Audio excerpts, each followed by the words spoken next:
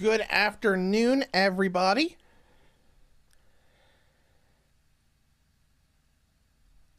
Let me just check things on my side and we'll get started here in a minute.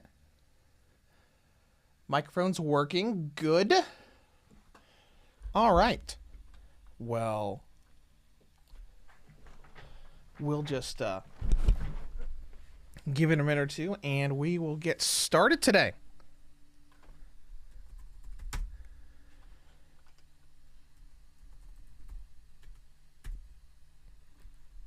Let me get my notes up. Sadly, WordPad deleted itself from my computer last week, so I had to find a third-party installer for it to put it back on. Because I'm not paying over $100 just to use Microsoft Word on my computer.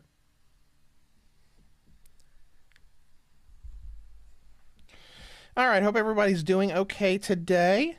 I'm going to pull up a couple notes things because there's not like a huge amount of stuff to discuss.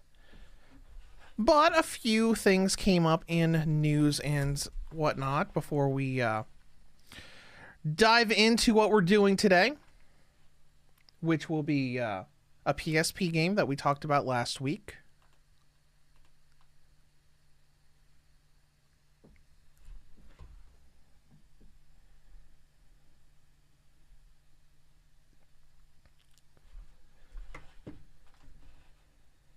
All right, let's get started.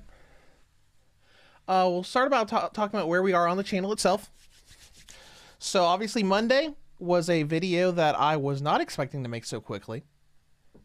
It was for this game right here on the Steam Deck, AITU with you till the end, the escape room game where you have to talk to, basically you have to talk to AI chatbots, even though it's built into the NPCs to be able to escape, to kind of like, and they react to everything that you say. You can't like full-on role play with them and stuff, but it was neat game stuff. But it was neat game. I remember playing the demo and I just got an urge, like I think it was like Friday, maybe Thursday or Friday, that I'm like, I really want to play the rest of this game and see what else they've put into this early access game, and we'll do a Steam Deck video. So that was fun. As far as what's going on Nintendo Switch-wise, I'm hoping to be able to get a review up on Friday for Epic Mickey. But, like, obviously I can't show you this visually. But I finally heard back from the Stalker developers, and they sent me review codes for the Stalker trilogy on Switch. Yeah, I know, months later, but eventually it happened. You see, this is why sometimes you just got to stick with it and contact people back saying, hey, what's going on? Not really, don't be like rude about it or anything like I may or may not have done to Capcom years ago.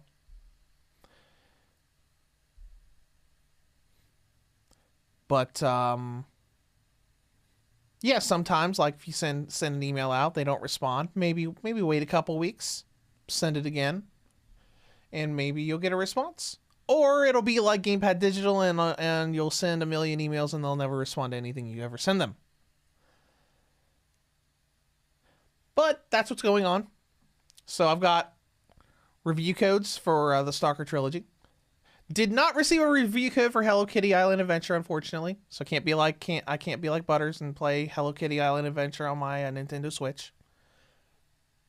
But I'm going to start working on the Stalker trilogy soon. I'm working on Epic Mickey, which I have a rental for. That hopefully that review will be up on Friday. I would be a lot farther along in the game, but I'm not. I'm like an hour or two in, because yesterday I was stuck in my bed for almost the whole day yesterday. Just not good stuff. But I've got that. I've still got the rental for Tales of Grace's F Remastered to work on. And that's basically where we're at.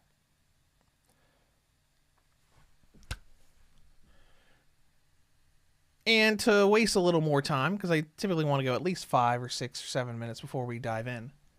So I still need to do a little more testing on it. But Final Fantasy VII Rebirth got a gigantic patch on PC the other day. It was like 130 gigabytes for a quality of life patch. Yeah, right here. And to be honest, I don't notice it that much in handheld mode on the Steam Deck, but when I have it connected to my TV, it kind of looks a little worse than it did before. Like, there's a lot more, like, ghosting going on, even on the low settings. It's not really super noticeable in handheld, but when I have it connected to my TV, it's very noticeable. I mean, it still plays the same, but very noticeable. And, you know, that's about it. There's not a whole lot in Switch news right now. Like, they confirmed that the Nintendo Switch 2 Direct on April 2nd is going to be at 6 a.m. Pacific time, which means we will be able to react to it, since that's 9 a.m. my time. So that'll be a lot of fun. And not really anything else. Like, Nintendo confirmed that Pokemon Legends ZA and Metroid Prime 4 are still Nintendo Switch 1 titles, but did not specify whether they would be multi-platform, which I think at least Metroid Prime 4 probably will. But outside of that, it's just, you know, some games got updated. Like, Doom and Doom 2 got some updates. We still don't have access to the full console mods, unfortunately. Roller Coaster Tycoon Classic added touch controls, which is neat. And that's pretty much everything that's going on. But today, we're not playing Final Fantasy VII Rebirth. Today, we're going to go into the PPSSPP emulator, because last week we were talking about White Knight Chronicles Origins, the White Knight Chronicles PSP game. I remember wanting to play that back in the day, you know, during the PSP Vita days, but I never was able to because it was one of those weird titles that launched in Europe in the West, like in English, but it didn't release in North America. There have been a few weird games like that. But, you know, I got the ISO, so we can emulate it and just take a look at it and see how it is. I've actually heard it's pretty good. Like, I've heard it's not, like, amazing, but I've heard it's pretty good. I mean, technically, this is the most recent game of the White Knight Chronicles series. Because, you know, they released 1 and 2 for PS3, and then they released Origins for PSP, and then nothing. Then absolutely nothing after that. Now, of course, I also haven't played the PS3 games, but this will be fun. It'll be like what I used to do in the PSP days when, like, you know, a big franchise that I haven't played before gets a PSP game. Like, oh, let's check this out. Oh, this is pretty cool. So White Knight Chronicles was developed by Level 5. So I wonder why that series just kind of went away. Oh, looks like Level 5 did not make the PSP game. Interesting. So Level 5 made White Knight Chronicles 1 and 2. Oh, it was developed by Matrix Software. Okay.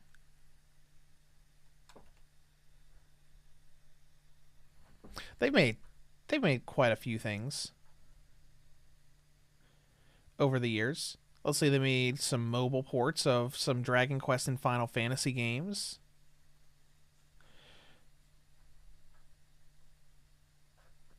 They worked with Level 5 on some things, like Professor Layton in the Curious Village HD and another Professor Layton game. They worked with Konami to develop the Yu-Gi-Oh! Rush Duel Switch game. That's cool. Okay. Alundra for the PlayStation 1. That's interesting. They helped develop the Final Fantasy III remake. That's cool. The 3D remake. Helped develop Final Fantasy IV The After Years for mobile, Wii, iOS, and Android. So that would be the original version of the After Years. Oh, they helped with Tales of Verses. That's cool. Final Fantasy, a bunch of, but they've done oh, they helped make Final Fantasy Dimensions. Oh man, I'm already on their side now. I don't know why, but I really, really liked Final Fantasy Dimensions. It was a lot of fun, and a shame that it never left mobile. Well, anyways, let's go ahead. We'll dive into it. And today's going to be, you know, it's not going to be a crazy stream. We might only go for a couple hours today. Today's just going to be like, hey, I never was able to play this game. I remembered it because of this discussion we had last week while we were finishing up The Legend of Zelda Oracle of Ages, and I thought, you know what? Let's actually dive into this and see how this game is. Or at least, you know, the beginning parts of the game. All right, I've got my stream up on my phone. We'll keep that up, and we'll get started.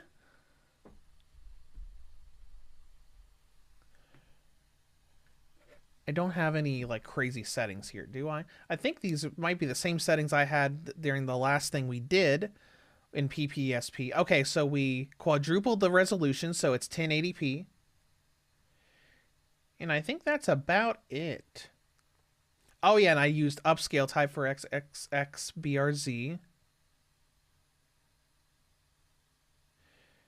We'll show the FPS counter, and then we'll disable the Steam Deck's FPS counter. Not that it matters.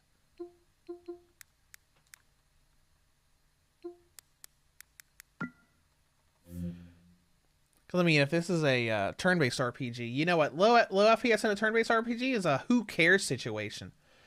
Because technically, that doesn't affect your ability or skill in a turn-based RPG. I don't know. Actually, I don't know if this is a turn-based RPG. It might be. I think it might be an action RPG. I'm just saying things. All right. Let's go ahead and boot it up and get started. Because, you know, a lot of people say, like, oh, you shouldn't start with, like, you know, spin-offs and handheld games. But that's how some people get into franchises. And then they say, hey, this is kind of cool. And then they discover how awesome the actual series is. Oh, Japan Studio. There's Matrix Software. I see their name all over handhelds.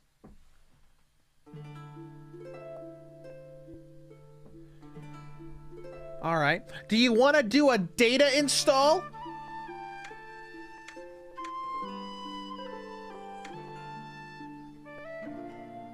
All right. Audio sounds good. So I'm going to mute my little headset on my phone.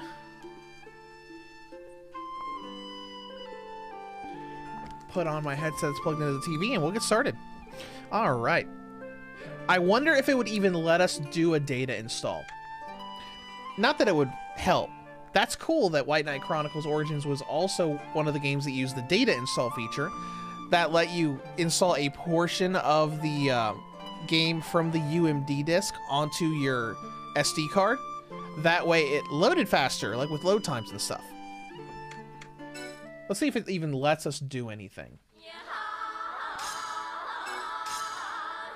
To install game data, you'll need at least 443 megabytes of free space.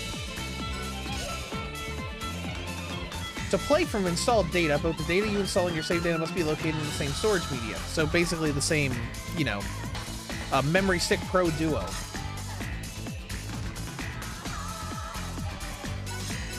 Do it! Oh, hey, it's actually gonna do it!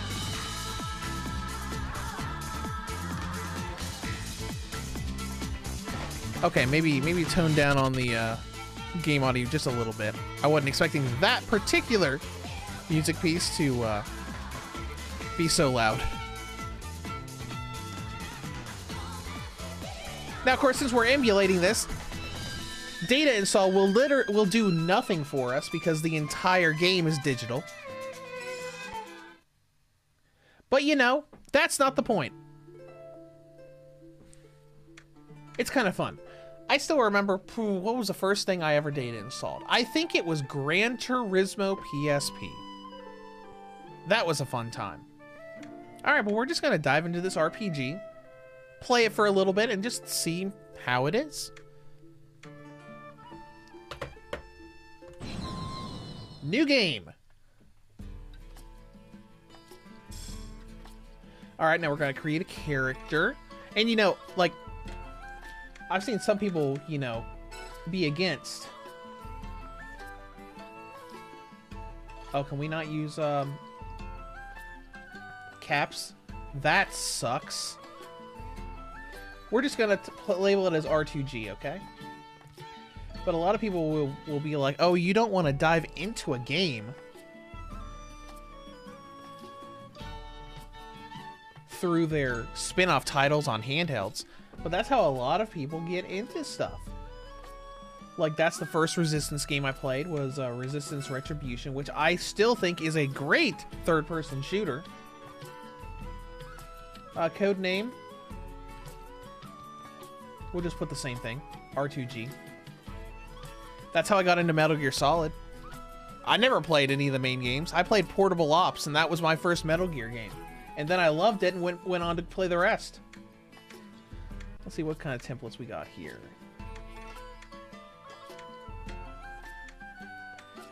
Not super short, not super tall. I guess that's fine. We can customize it. Head size, big head. Okay, okay. Proportions seem to be good. We'll increase body mass a little bit. Because as anybody who watched my Fitness Boxing 3 video could take apart, I actually did show a clip of my actual data that I was inputting for myself in the game. And that 280 to 290 pounds actually is accurate for me, unfortunately. But, you know, I'm working on it. Alright, skin tone, we'll just have a lighter skin. Not that light. Maybe not yellow. That's a little better. That's kind of closer to my actual skin tone. Alright, hairstyle. What we got? Do we have a good hairstyle? Okay, this is weird. This is... Okay, this... You know, this makes sense. But it's weird.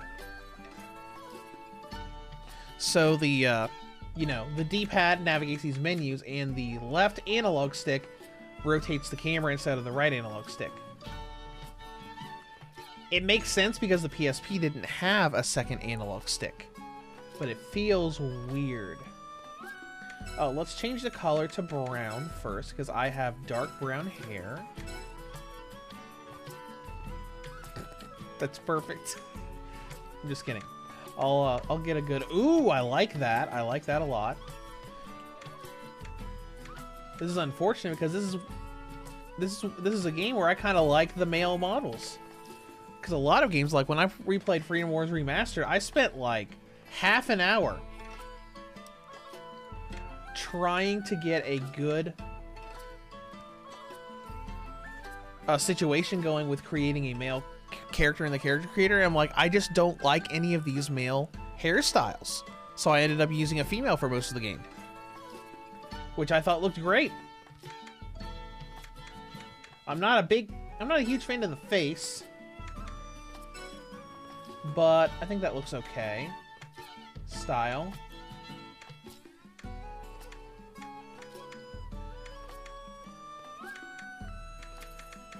Let's see, we got young boy, serious warrior, barbarian, villain. Surf Demon, welcome to the stream. Surf Demon said, when doing the name, you could press select to swap to capital letters. Okay. Then let's go back and change that. Was there an option for that? Oh, yeah, there was. I didn't even see select shift down there on the screen. Okay. Well, we'll fix that. Oh, whoops, I'm sorry. For a second there, I was hitting circle. on my PS5 controller for selecting things. Okay, and we'll set too much playing on the Nintendo Switch, I guess. R2G. There we go. Now we'll customize. All of this is the same. Oh, I'm glad it capped all of our changes. Actually, no, let's go back. We can change the face type. That's not bad. That's not bad. We'll use that. Appearance, we just did. Voice style, okay. Take this! Yeah! Yeah! Save your breath! Yeah! Oh, we can change the tone too. Take this! Like, we can, like, lower it. Let's raise it a little bit.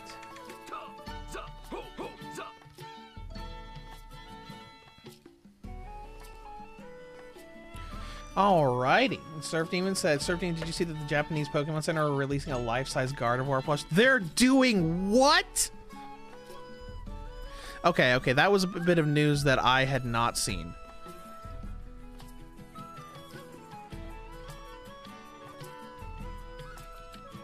That sounds hilarious.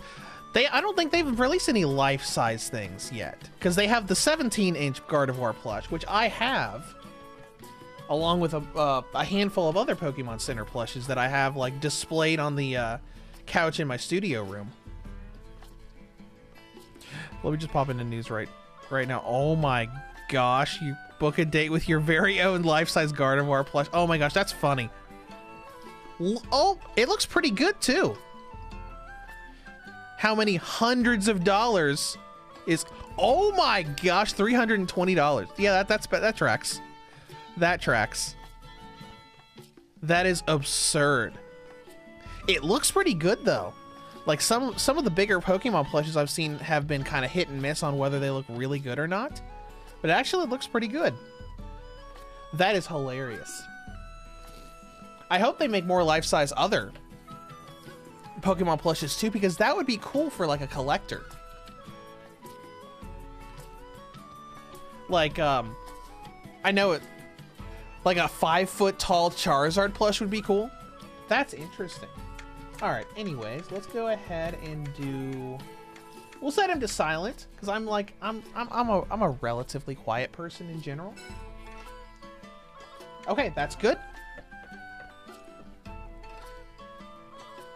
All right. And okay. I think my controller is getting a little low on battery, so I'm going to grab a charging cord for that. Grab my water, and we'll get started.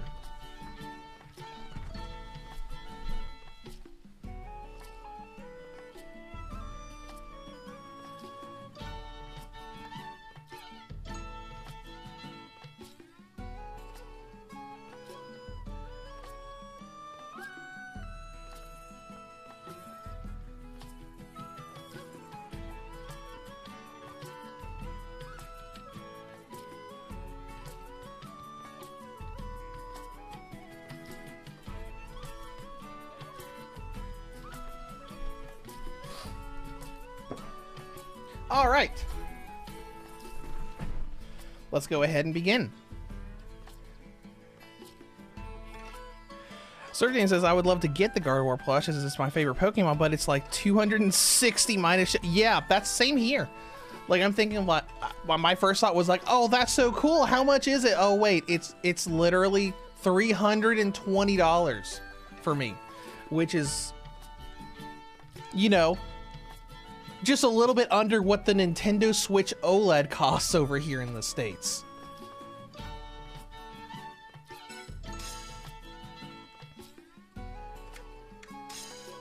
All right, let's overwrite this save data of, you know, 0 hours, 0 minutes, and 0 seconds. And we'll get started. But yeah, I love Gardevoir too. I like Gardevoir a lot. Ever since I started using them a few generations back, I always try to get the Gardevoir line in the newer games. All right, so let's see what we got here. I have the watch now. My thanks, brother. You're welcome, brother. Look. It's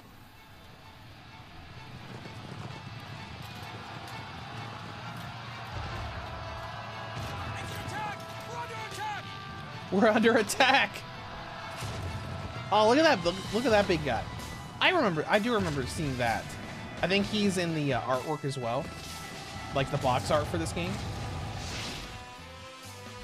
This giant magical soldier thing just literally cuts a slice out of the keep wall. That's cool. That thing breached the gate. What is that? A knight. It's an Ishrenian knight. The Fuzzler in the chat says, my girlfriend wants the Gardevoir plush, but it's too expensive and takes up too much space. Now, you see, like, like, if I got it, it wouldn't take up too much space for me, because I actually have a couch in my studio room right behind where I sit that has my Pokemon Center plushes on it. Like, it's got the 17-inch Gardevoir on it, and it's got one of the Mew and a couple of the Evolutions and the Alolan Vulpix on it. So, like, I could sit it on the couch, and it could just be like, you know, big plush sitting on the couch, but you'd have to have room for it.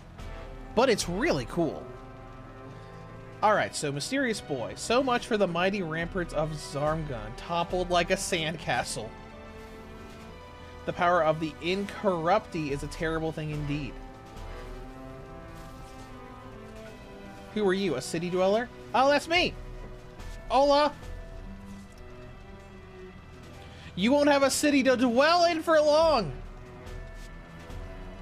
If only the city elders had deigned to hear me such senseless loss of life. Your brave troops will fight to the last man, yet the battle's already lost. What will you do? Oh, interesting. So we get choices. We could either fight or run. So Surf Demon says that I have the sitting plushies of Ralskirli and Gardevoir. That's cool. I don't have any of the sitting plushies. I just have the regular 17-inch plushie. That's neat. All right, let's see. What do we want to do? Do we want to fight or we want to run away? We'll stay here. This is our home after all.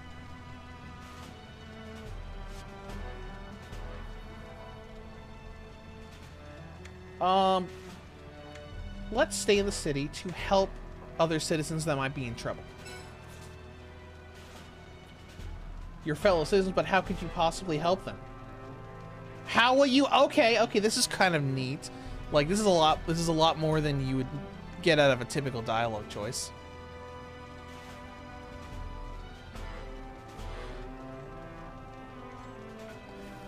Yeah, let's see, sir. Let's see, Ben says, I was sad when White Knight Chronicles 2 Online got shut down so quickly. I didn't like the first, but was interested in trying again. Yeah, it looked like an interesting series. Like I said at the beginning of the stream, I didn't play this game before because it didn't come out in North America. It got localized in Europe and didn't go beyond that, kind of like Tales of Eternia on the PSP did. I'll cheer on my compatriots. My guy looks like a probably not equipped for battle quite yet kind of character.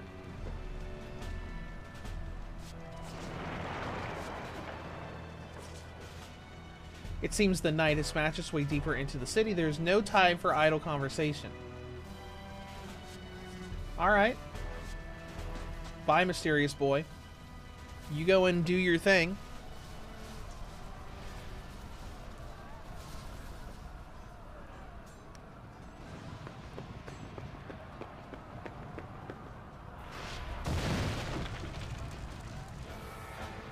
Oh.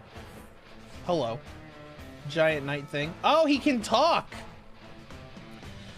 The Surgeon says White Knight Chronicles 2 got screwed over by Sony. They didn't advertise it and released it barely a year after the first game. That's not very long. I'm assuming it was good. I'm sure it was good. Level 5 made it. They're good developers. Another Athwani. You've reached a dead end. Oh, is this... Okay, okay, I'm starting to think maybe this is, like, determining what kind of class we might have.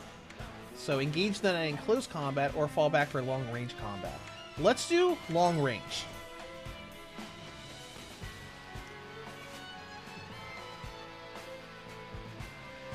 Attack the knight with magic? Sure, why not? Love mages. Typical. I'm impervious to magic. Oh. Well, that's unfortunate.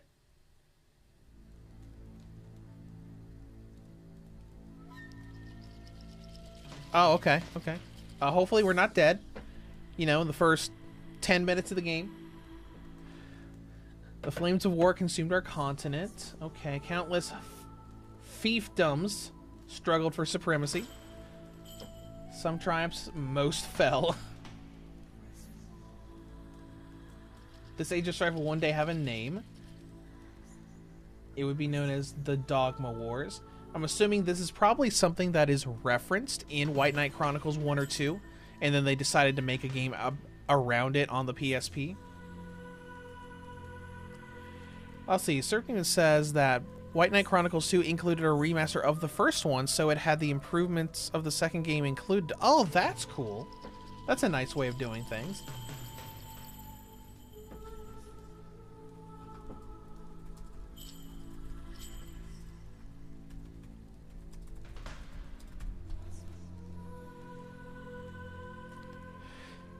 With it being a level 5... Level 5 was involved in it. D3 publisher was involved with it as well. It's interesting that they never made another game. I mean, the big review publications didn't exactly love it. Like lots of 4, 5 out of 10, 3 out of 4, 3.5 out of 10, 6.5 out of 10.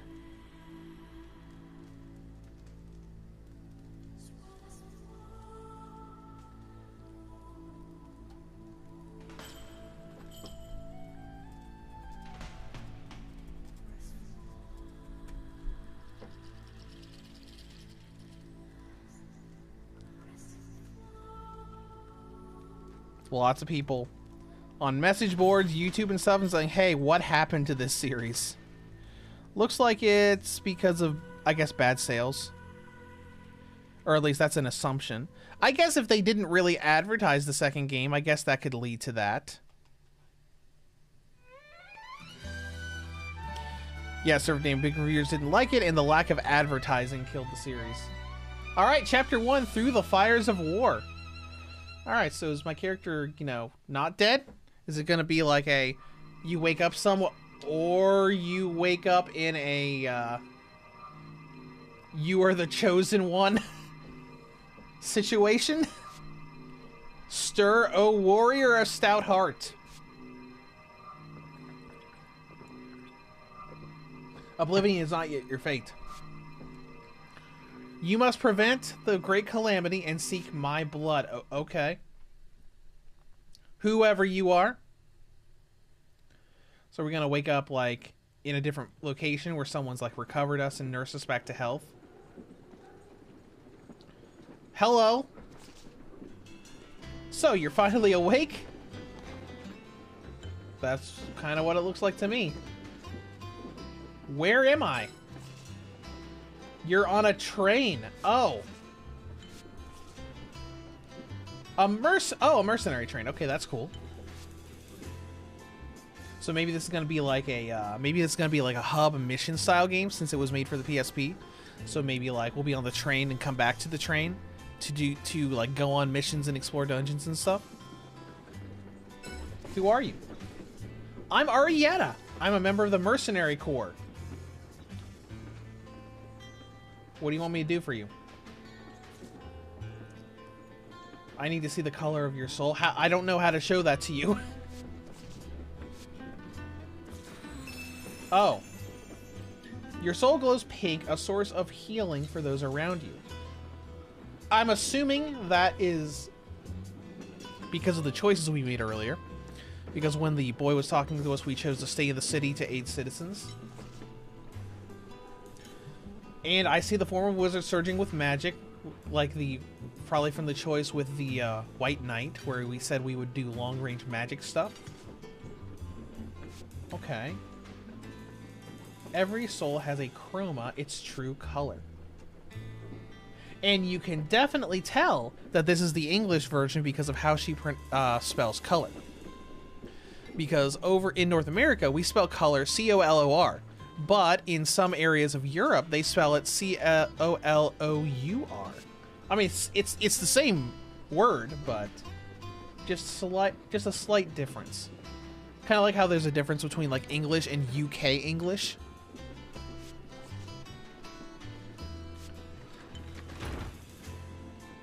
Oh, hey, look at this guy. This guy looks cool.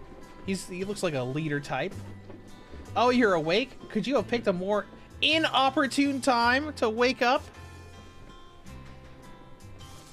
Well, I'm sorry for waking up. If you want, I'll go back to sleep.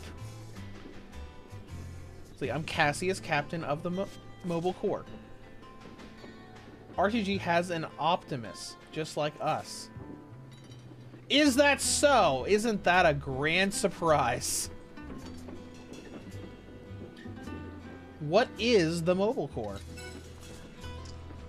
Oh, my apologies. Perhaps I put the way before the beast. You deserve a proper explanation. Or not! Okay, we're the Mobile Corps, a mercenary force whose home base is a train. Second, we are under attack right now. And now you're up to speed. Everything you need to know. All right. The game's kind of got that, I don't know, just that PSP RPG look to it. It's not exact. It's got a little. It looks like it has a little more character than it, but it reminds me of Valhalla Knights. That was an interesting series. Because Valhalla Knights 3 came out on Vita, but Valhalla Knights 1 and 2 came out for PSP, and they were, you know, interesting RPGs. I didn't love Valhalla Knights 1 and 2. I kind of like 3, though.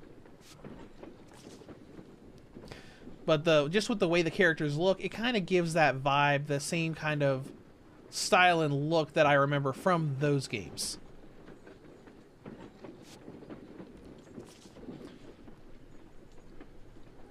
Yeah, Valhalla Knights isn't something you've heard of in quite a while.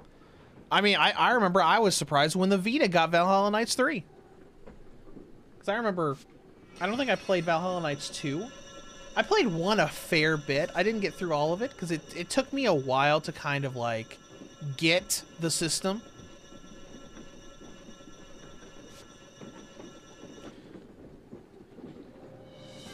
But it was interesting. This is the control card. You'll usually come here to accept quest jobs that the core gates gets from various clients. Okay, so this is a hub.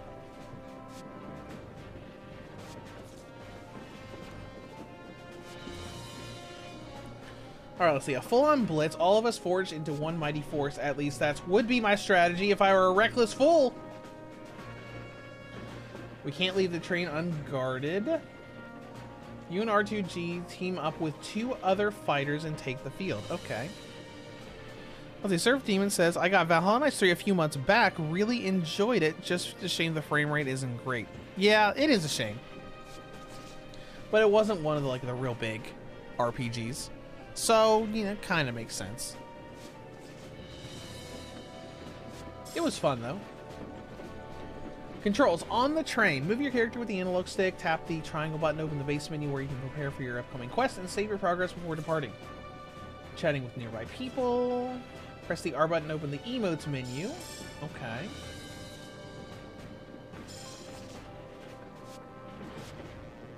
Alright. Hi.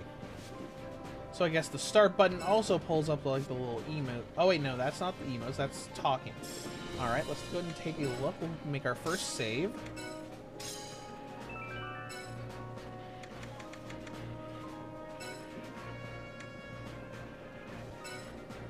Equipment storage. Oh, interesting.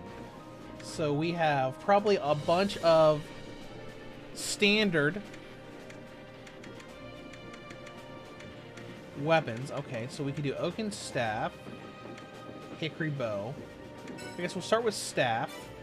Never mind. That's not equipped. That's just okay, that's just looking at storage.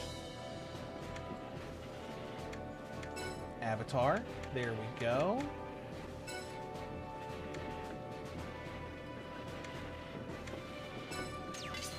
So we'll give you a staff. Let's see if there's anything else. Are there any other... Looks like equipment is pretty much all the same.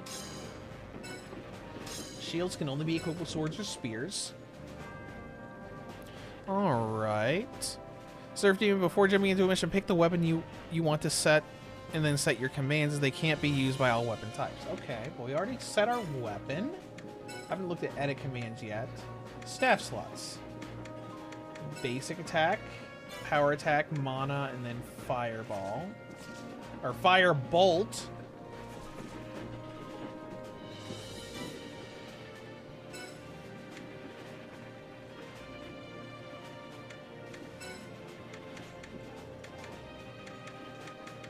Okay, I think that looks fine. View members. So we got a few different members. We got 2 sorcerers, 1 bravery form, and 2 that aren't listed. Anything we can change in settings that we need to? Let's see. Camera control, display optical message speed. No, that's fine. You can change your name, change code name, data install. Okay, cool. Certainly, it appears it's set them when you change the weapon with the commands. Okay. Just save one more time, just in case something terrible happens and we lose the first battle. We'll talk to you. We've just received a request. It has your name written all over it. All right. Select quest. Bandit Brouhaha. Type slay. Target. Okay. The mobile corps is moving against the bandits, who are led by the mage Dedalios. Arietta will join you on this quest. Okay, let's go. And depart.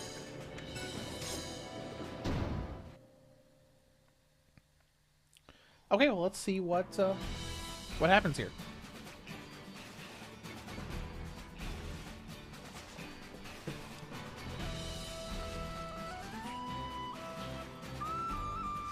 Hello.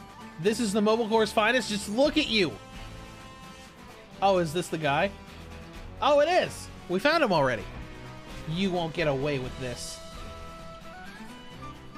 You're Cassius's precious protege. You think you can threaten the great Dedalios? I have no time. I must be... I must put the finishing touches on a secret weapon that will put a grisly end to your mobile core. And he runs away. Look at him running! Oh, that's funny. That's kind of funny.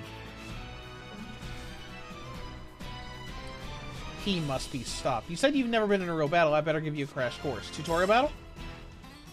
Alright, let's see. Enemies prowl the land. Their attacks will sap your HP, and if your HP hits 0, you'll be incapacitated. If you're not revived within a set amount of time, you'll fail the quest. To attack a targeted enemy, press the X button to use the currently selected skill in your command slots at the bottom of the screen. Some skills use Action Chip and MP and can't be used if you're short on even. Okay. Using basic attacks builds up your AC. How MP cannot be replenished that way, though. Okay. So if we mostly stick to the AC abilities, we can always regenerate them by doing regular attacks. Alright, item command. Battle menu with the square button. Or triangle button. Square is for guard. L and R are used to adjust the camera. Okay, that makes sense. That makes sense, because you know, obviously PSP didn't have a second analog stick. Tomb Raider Anniversary did that, where they let you move the camera with L and R, and it felt a lot more fluid than Tomb Raider Legend did. When you see this icon over here, it means the enemy is preparing to release an attack. Defeat it quickly or use the square button to guard against the attack. I see. For a second there, I thought we were going to actually have a tutorial battle. Alright, let's see. Quest level 1. Just basically saying what you need to do. As it's loading. Alright, well, we'll just sit here and wait for it to load. On the 20 FPS menu screen. Defeat the bosses. Alright, we're running at 20 FPS. Okay. It also appears that there's no way...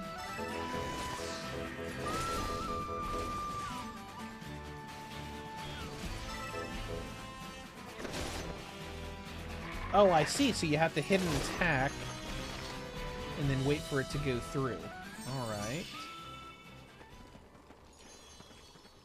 I was not expecting 20 FPS, but you know what? Hey, whatever. I wonder if it's hardwired that way. So White.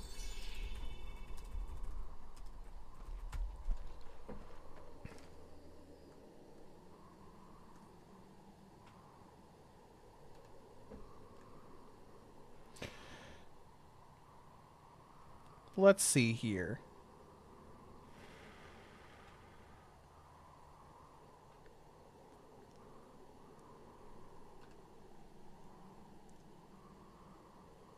Not really seeing anything too far. Like, some people were talking about it.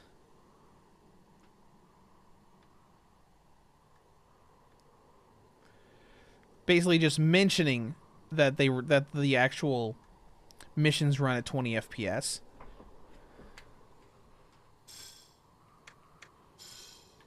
Alright, maybe later we'll look to see if we can modify something in the emulator to increase that.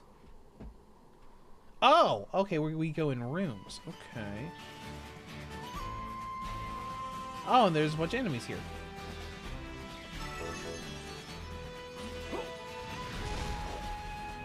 Okay, interesting. It's gonna take me a minute to adjust to using L and R for the camera.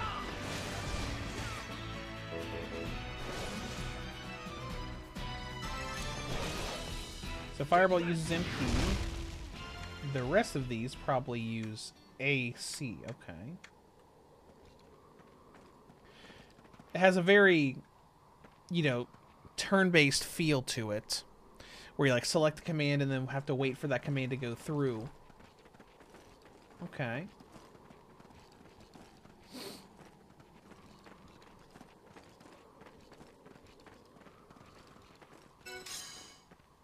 An ominous presence lurks ahead.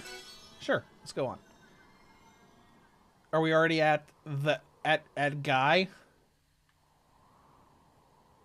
Oh, interesting. So the quests have a time limit. Self-revives. 47 minutes. Kind of sounds like what you would get out of a hunting RPG where, you know, you get this absurd amount of time to get a mission done.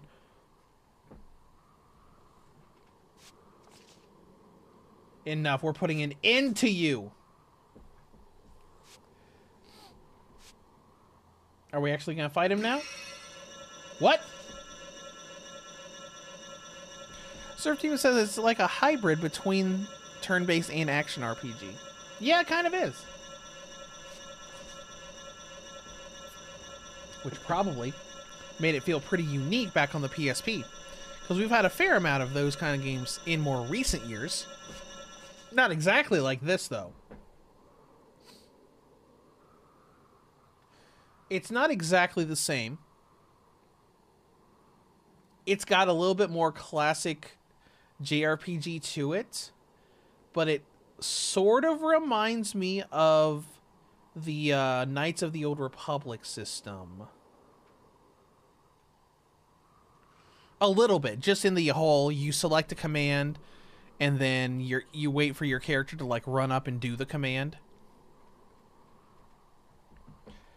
3D Aces, welcome to the stream. Have you played the other White Knight Chronicles games? I have not. I never played that much stuff on my PS3. Overall, it was just a few things here and there, and so, you know, this is the first time I played the series. As was how I got into a lot of series during the PSP and Vita days. Use your crystal's power to transform. Okay. Your transformation gauge fills as you fulfill quest requirements and consume AC or MP. And if any of your allies are knocked out, you won't be able to transform. Okay, that's interesting. When you transform, 4 combat forms become available. Bravery, Defense, Sorcery, and Energy. Bravery increases attack power. Sorcery increases the effectiveness of divine and elemental attacks and recovery magic. Okay. You can select which combat form to use by rearranging your party members. Don't you dare transform. Don't you do it, says the villain. You better not.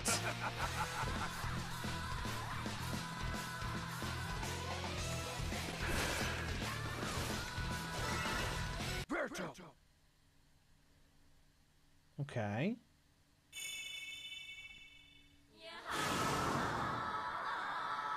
Okay, that's cool.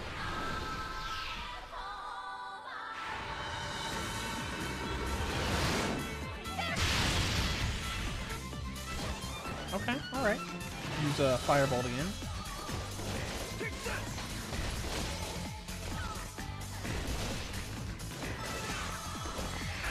And it's over already. Okay, okay. An absurdly easy tutorial mission.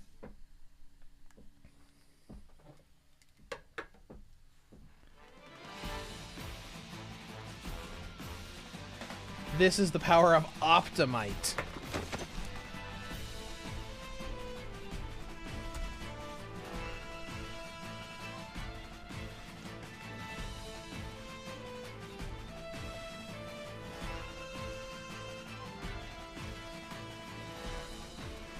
This is not happening to me. You sound like time to unleash my secret weapon, the Slave Beast. Okay. Oh, that's kind of neat. Big bear thing.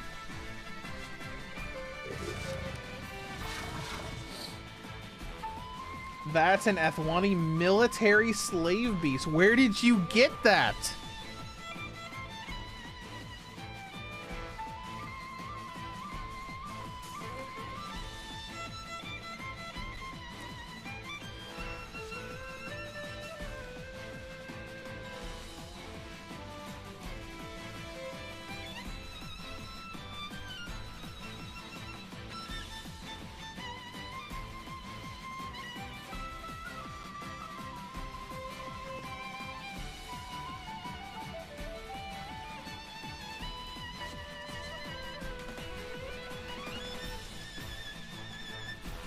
Alright, don't panic. We just need to combine the energy of crystals in an Optimus attack. More tutorials! Okay, okay. When you transform, the transformation gauge becomes the Unity gauge. Once the gauge is full, special moves such as Optimus attacks become selectable. Okay. During network play, all players must agree to use it before it can be activated. That sounds like a terrible mechanic. That sounds horrible. Like you want to use a Unity attack, but everyone must actually toggle and agree to it before you can do it.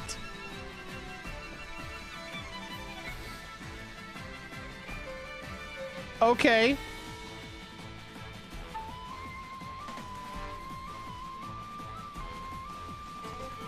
If everyone in the party chooses the Optimus attack in time, it'll automatically launch.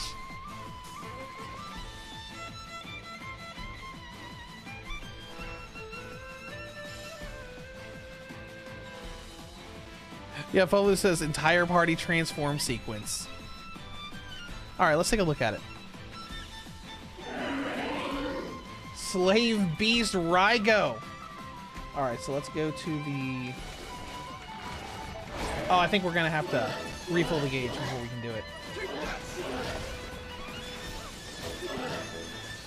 Use a couple firebolts here.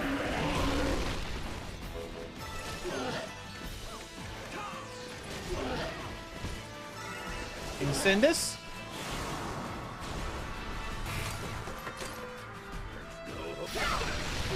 Okay, that looks kind of cool. That's neat. I kind of like that. And we're done.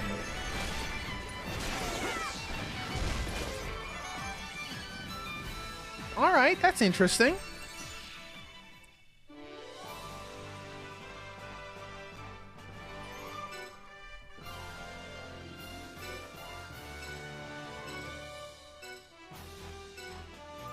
Okay. Items acquired. Let's see. Materials. All materials. Okay. Sure, we'll be able to use that for something later.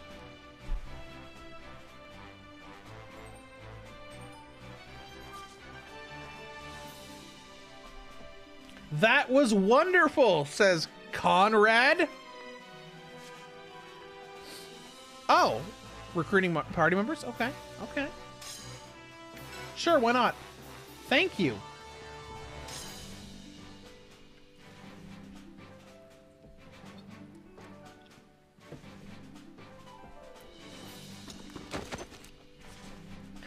Fall to his knees. This cannot be! And he runs away.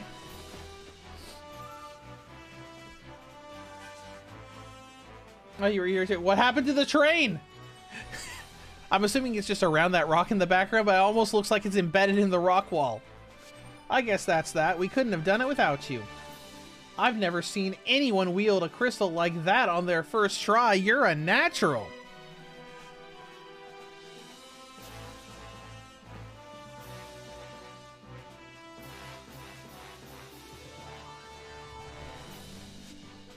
All right. Join the Corps, since I'm sure we have to do that anyways.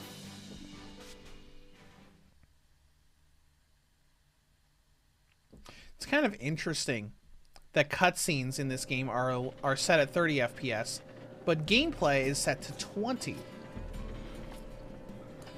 Okay, we should really explain how things work around here.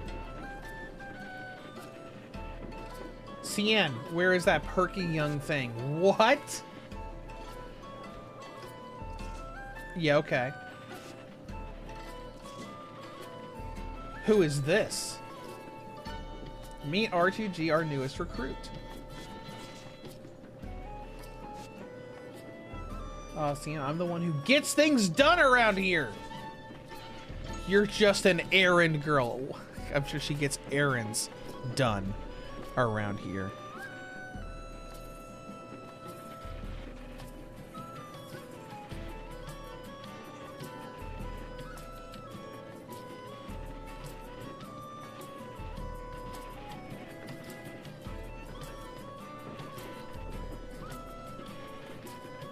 All right, let's see here.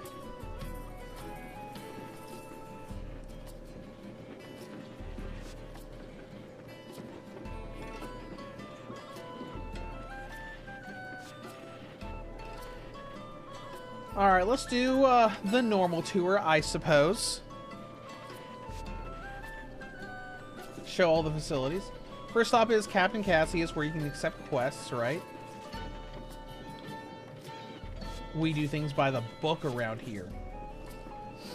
So Cassius, alright, he's captain with a plan. Just don't ask me where he came from or why he formed the Corps. He's not one to ramble about the good old days.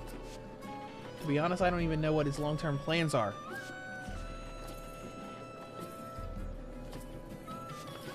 Don't you have a tour to finish? Alright, she's just talking about him.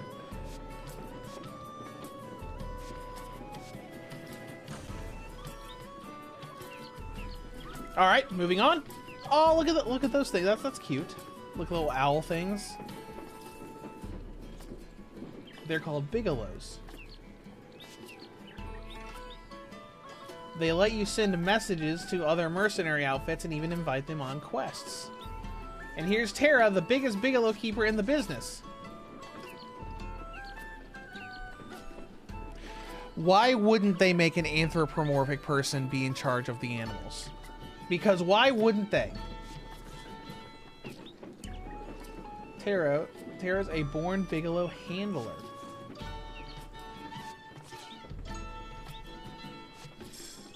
Alright. Visit the comms car to play a network game via ad hoc or infrastructure mode. Oh, it had infrastructure mode too? So that you could actually do online stuff? That's cool.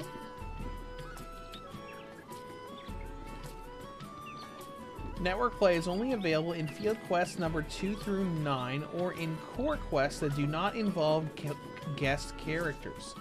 So like co-op. Okay, that's a neat. But completing quests you'll earn grace points.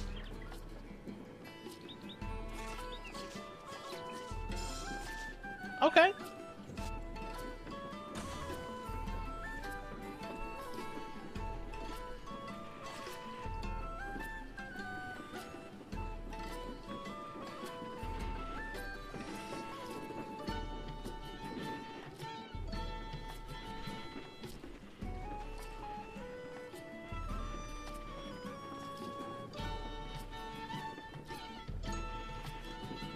Alright, we're in the engine car where all the magic happens. Alright, I want you to meet our chief engineer. Oh, look at that guy. That guy looks neat. It's a super duper honor to make your acquaintance.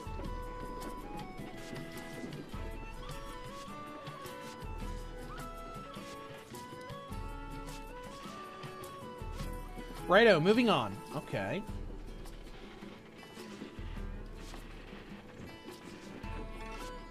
Hello, horned person. Excuse me, sir or madam. Shouting is unnecessary. Oh, my bad. So you're this R2G character I've been hearing so much about? I've done one mission. I watched you fight back there, you know. Okay. That's because most people aren't interesting, unlike the protagonist.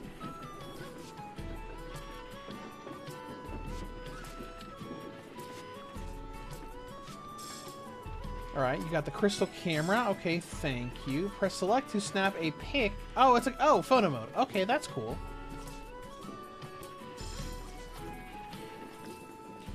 Surf Demon, that was one mission too many.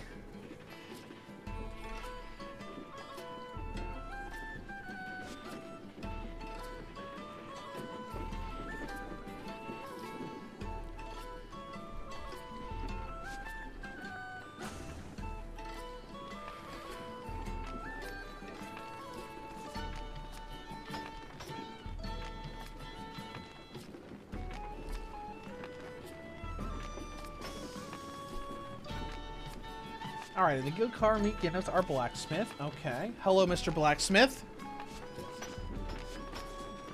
This is probably like weapon creation or... Oh, enhancement. Upgrades. Weapon armor shops. Weapon armor can be bought and enhanced in the guild car. Okay. Requires materials, as you'd expect. Sorry, but once he gets talking about the good old days, he's harder to stop than the train. Oh, so he's the opposite of Cassius, who doesn't talk about the good old days at all.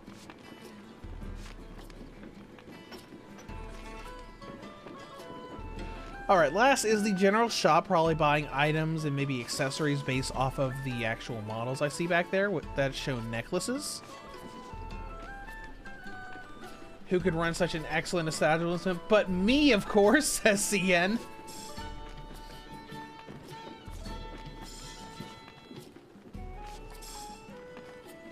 You got an herb, thank you. Alright, what's next?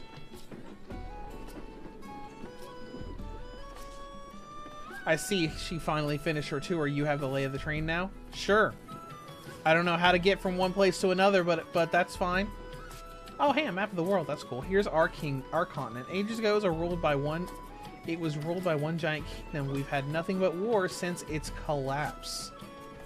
Okay, the Ashrinian Empire controls the southern reaches and eastern half of the continent, which is that big yellow thing on the map. They have the Knights. The magically potent kingdom of Athwan lies in the northwest. Our train departed from Athwan heading northeast. That puts us right through Ashrinian territory.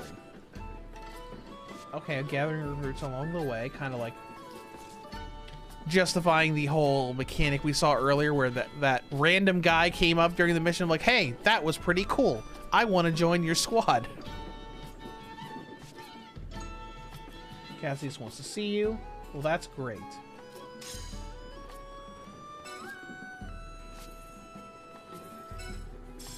Hello.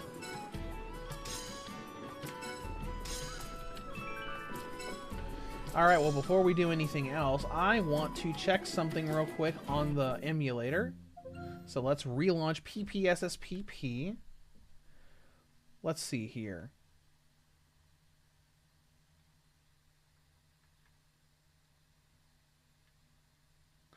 Let's look at settings real quick. Want to make sure there wasn't anything we could have done to improve the performance at all. So graphics has got Vulkan buffered rendering.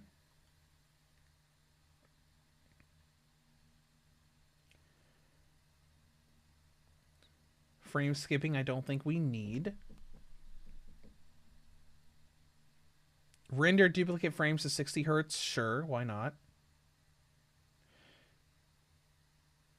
Okay. Retain change textures, upscale type. I don't want to upscale it too much though.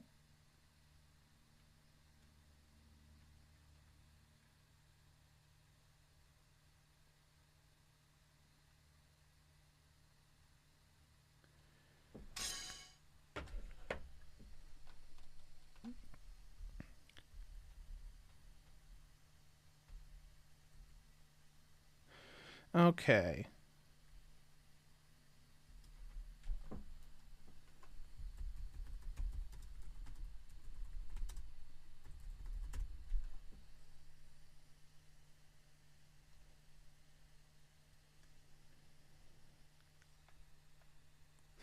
Let's see here. There we go. We're going to go into the settings for the game, see if there's anything we can do here. Have to connect a keyboard for that.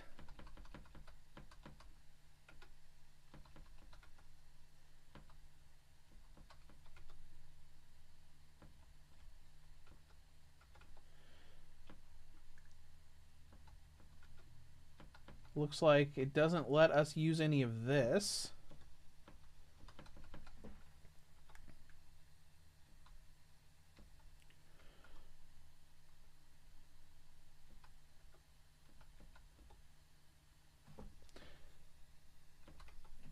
Game settings, which is just what we did before. All right, whatever. That might be something we would have to go into desktop mode to do.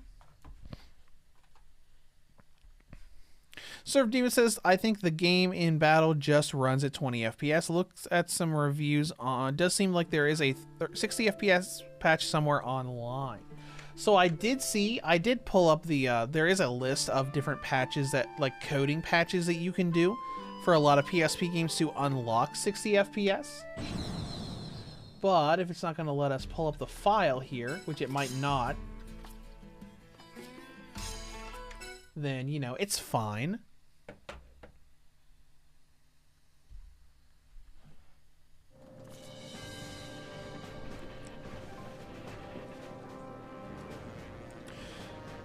Because on that guide, it had a little video that showed, like, when you hit edit cheat file, like we tried to do, it actually opened up a notepad file where you were able to just paste in some code, save it, and be done with it.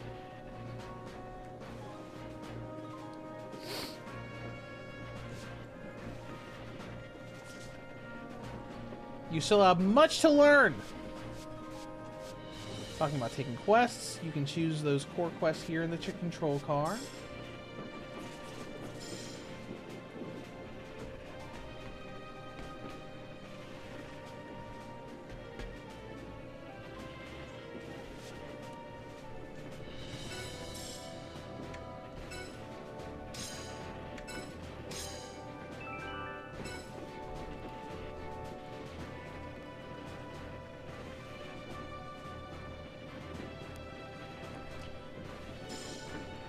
Alright.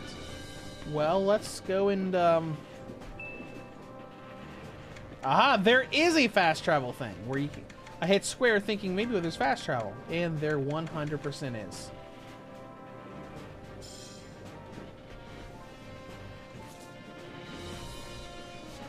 Alright, they want us to accept a quest, so let's go ahead and do that. Oh, you want to do a core quest, okay.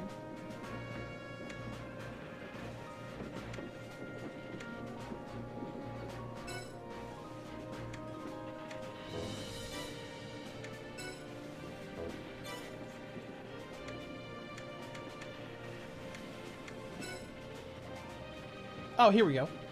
Visit all areas, okay. A certain city-state has asked us to map their evacuation tunnel.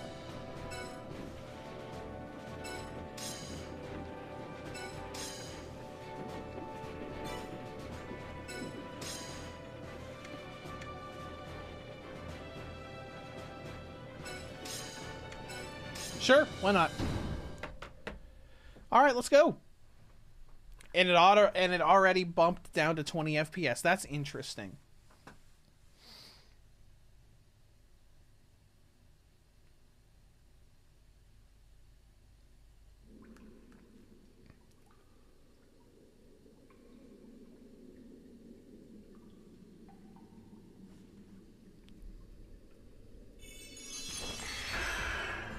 All right. Where'd those spiders come from?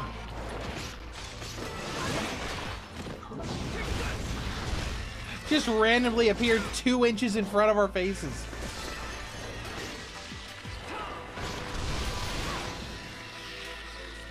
Yeah, maybe don't have your evacuation tunnel down here. There's spiders and whatever that thing is.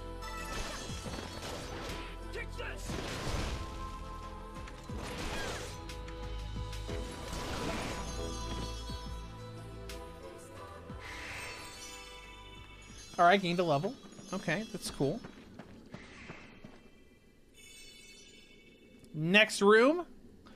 It's interesting that this is kind of like separated into rooms instead of like a full dungeon that you explore.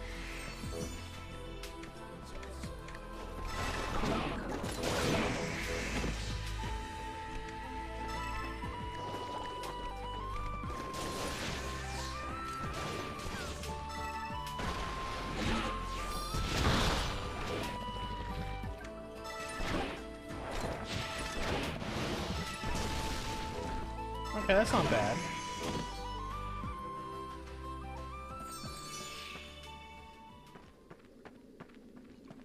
Oh, can we attack this?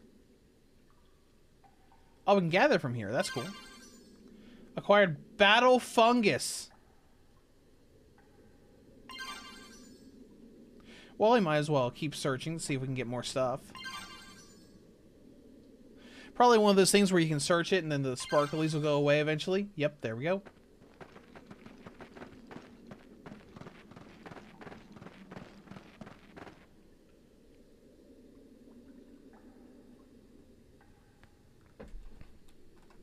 Surf Team says the combat is very similar to the mainline games. Okay, okay. So, if White Knight Chronicles 1 and 2 also play like this, I guess that makes sense. Of, hey, let's make a PSP game that uses the same combat system and whatnot. This is where we came in, right? I think it is.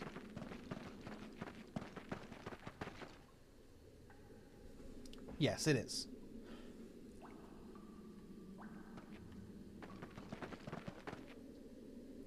Alright, there's another gathering point here. So we'll go ahead and get...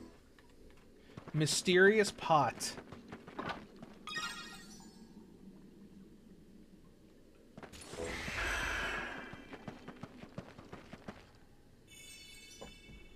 Alright. Oh, and there are little turns that we can do in the dungeons.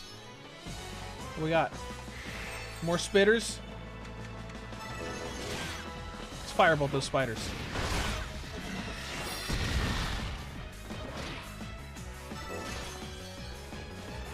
Even though this uses MP, so we're not going to get much of that back. At least it only uses 1 MP for each casting. It's like those guys are more susceptible to physical attacks.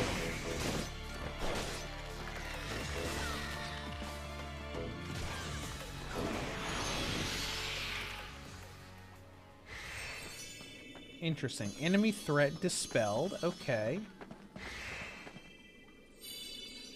Next room. We're trapped. Oh, it's just spiders again. Just the same enemies we've been fighting.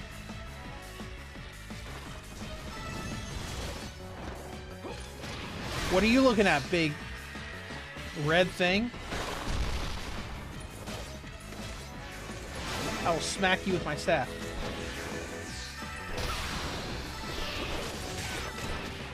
Okay, there's a certain amount of timing with it as well, so you're not like spamming it and hearing that buzzing sound constant like you're doing right now.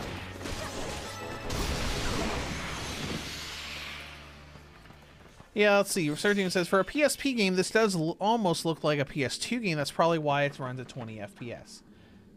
That would make sense.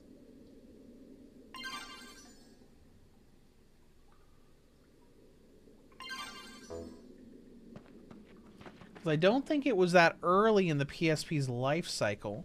I think I read that this game was made in, like, I want to say 2011?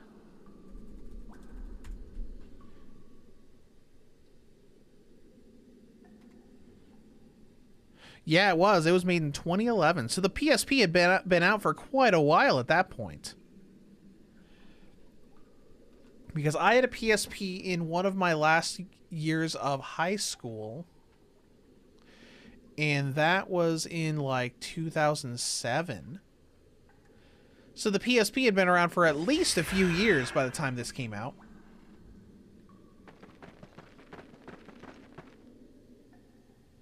Whoops, got turned around again.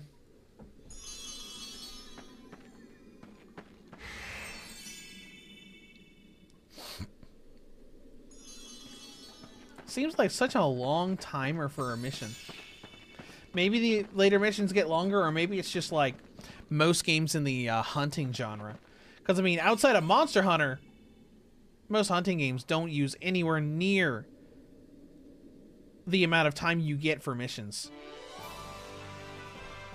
You know, where it's like in Freedom Wars, you go in, you get like 40, 50 minutes to complete a mission, get it done in 10.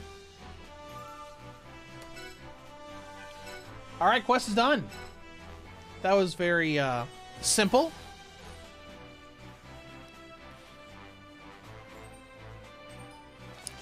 So, Sir Dude says the PSP released in 2005. So about 6 years after the PSP released and 2 years before the Vita. Yeah, because, yeah, 2011 wasn't that far. Oh, hey, look. Ignacio. Sure. Why not? Welcome to the crew.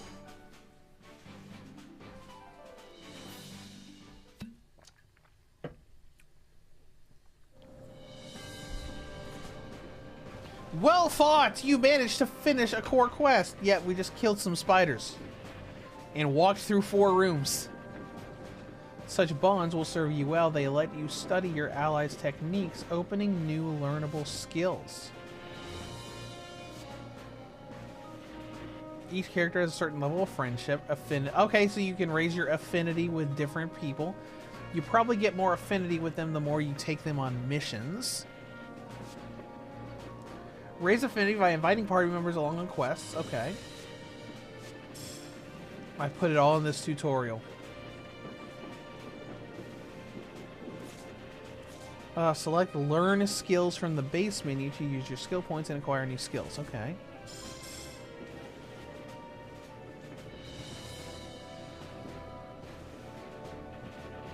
Oh, and you can learn skills from different party members. That's neat.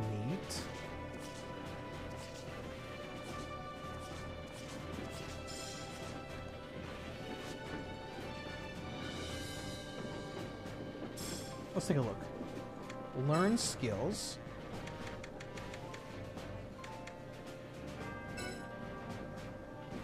I've only got 3 SP, so I don't think I can unlock any of these yet.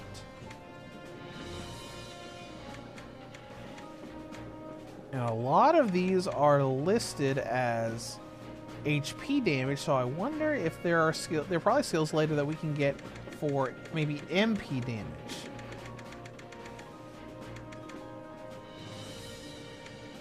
Staff Smash, Staff Thrust, Impulse Strike, okay.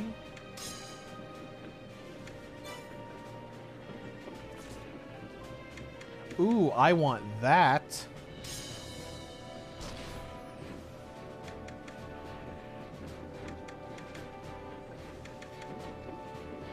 For yourself, or area effect. Okay, yeah. Let's just focus on that for now.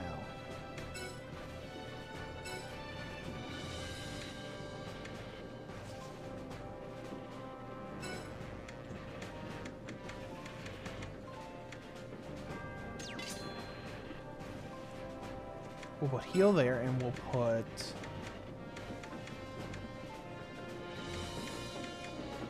MP absorb. Okay, we probably want to keep that too. We'll put that on there for now, and we'll test it out the next time we leave.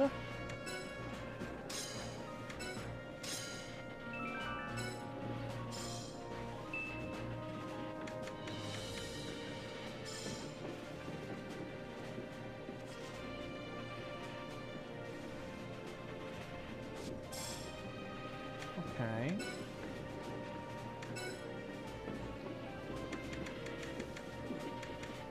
Oh, and our new party member has quests too. That's interesting. See, Conrad has a level 1. Target 10 demi-dragons. Okay, sure. Oh, this is the guy that we recruited in the tutorial mission. Okay, so that is interesting. That gives you a little bit more with them.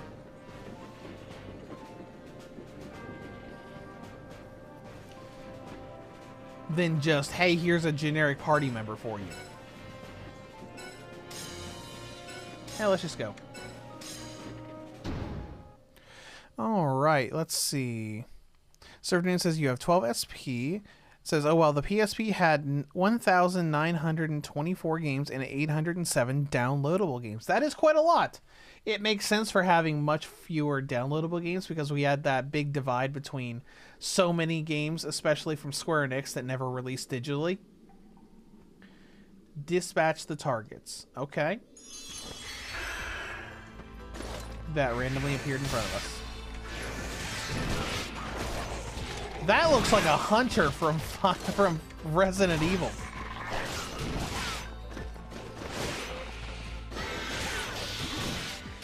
Fireball. It's a shame Fireball doesn't, or Firebolt. It's a shame it doesn't have an AoE effect.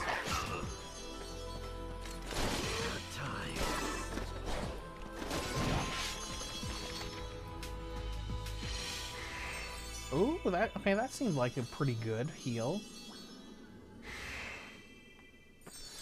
All right, moving on. Let's go see what the next room has.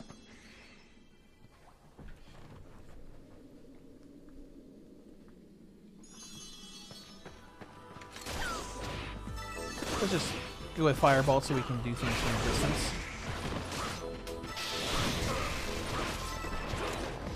Oh, physical does nothing to him, so we gotta use magic for it.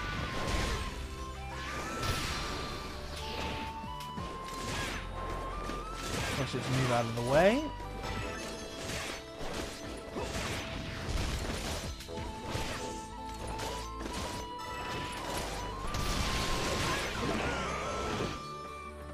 Oh, interesting.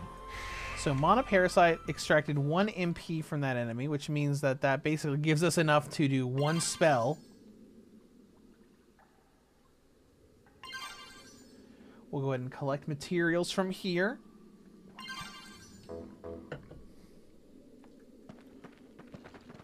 And move onward. Got firebolt set? Yep, good. So we got 4 demi-dragons defeated already. Probably those like little ground-based lizards, like that thing right there.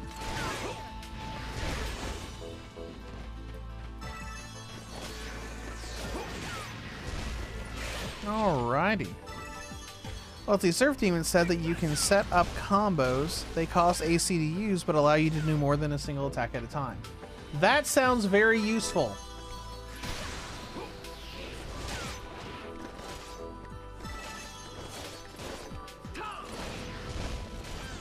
Take that, mushroom man.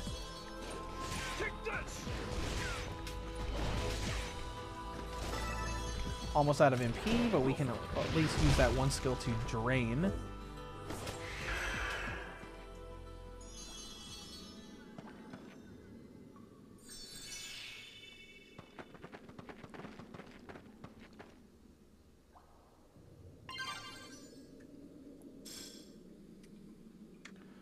Materials earned, okay. I'm assuming we cannot set up combos from here. Maybe on a menu back at the hub. But with how the missions have gone so far, it probably won't be long before we're done here. We've got 6 out of 10 of those demi-dragons defeated. So only 4 more. And there's 1.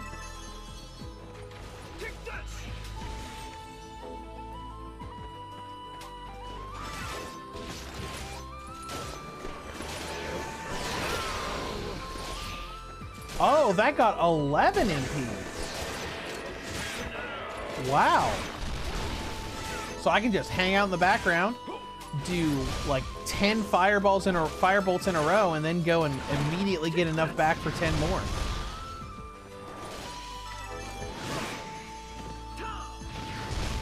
Isn't that useful? Looks like there are 2 paths we can take. Let's start by going straight across.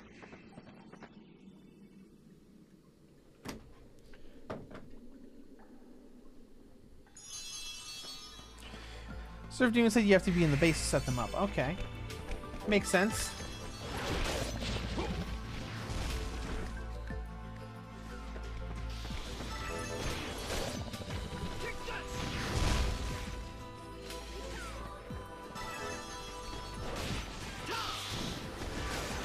Alright, let's go ahead and use...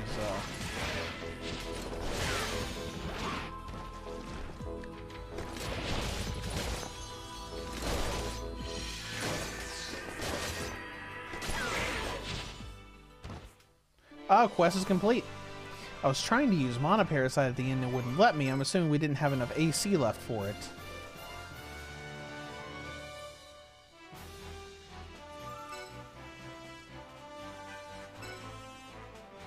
Alright, we got just... Oh, consumable item. Consumable item. Blue chroma used to change color of your chroma. Okay, interesting.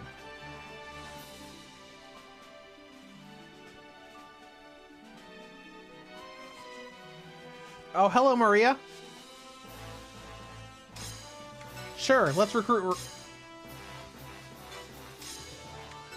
Recruit Maria. Your core is full. Would you like to release someone? Oh, okay.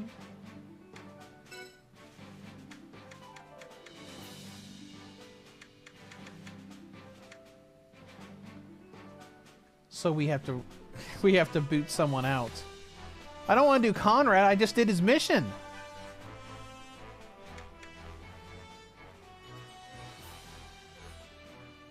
Ooh, Maria's level 8.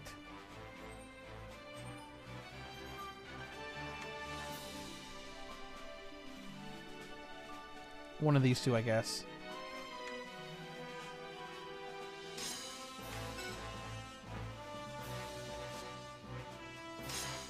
Okay, interesting.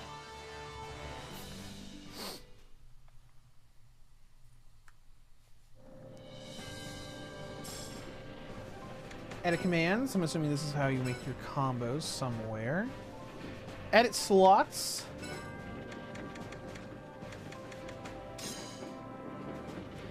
Basic equipment skills cannot be removed from command slots. Okay.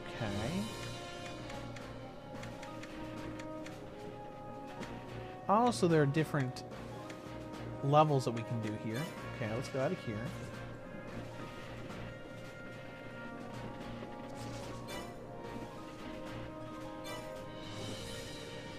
Let's see if there are any other elemental magic skills we can possibly learn. Frostbolt. Glacial Horn, which is a water skill, wind skill. Okay, it makes sense to have different kinds of elemental attacks. So let's go ahead and learn Frostbolt and Glacial Horn and Airbolt. Serpentine says doesn't seem you can yet. That makes sense for the combos. We'll probably unlock it later. Anything cool other? Oh, we do have other white magic. Got Strengthen, Enlighten, boost resistance. Okay.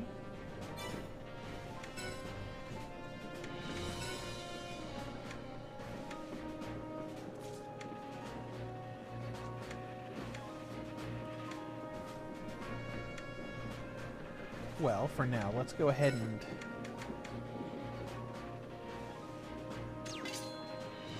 look at one of our other attacks there.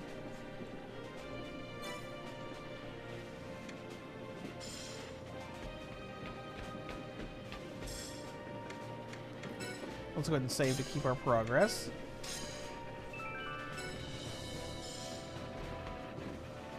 Let's do something else. You're still learning the ropes, so we're probably at a point where we're just supposed to do missions for a little while. You can do battleground map. Visit all areas. Okay.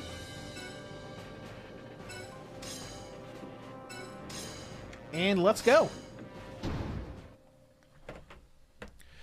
All right, I'm kind of starting to get the feel for it. This isn't too bad.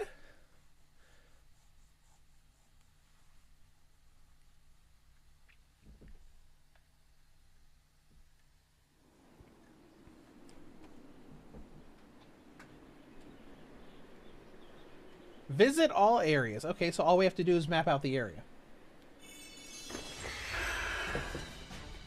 Let's try our new... Okay.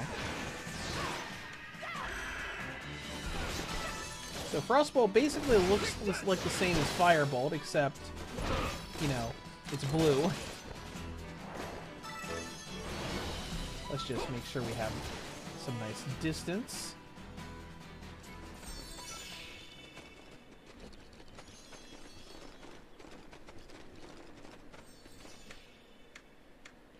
Oh, hold on. We actually have 3 different levels of skills here, so we could probably equip everything that we have. We could be like, oh, hey, here's all of our regular attacks. Here's our elemental spells. Here's our healing spells. That's cool. We'll have to try that later.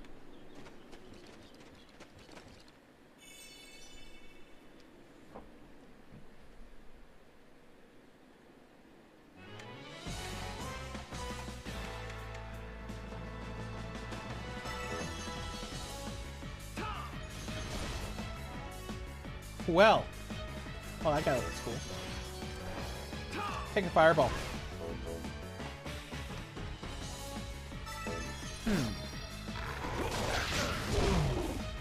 I looked at Mana Absorb, and it's got this little, like, almost like a checkmark thing on it. So maybe Mana Parasite is only something you can use once per mission.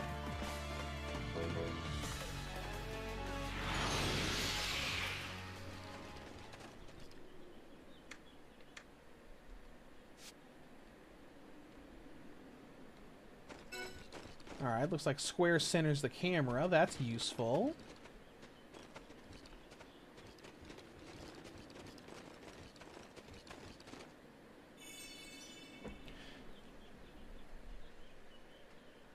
Yeah, Sardine says basically you have 3 hot bars. Okay, that's useful. Now I'm gonna go ahead and use... Oh, I'm not gonna use Mana Parasite. Interesting, okay. Why are you collecting things? I was trying to use Firebolt.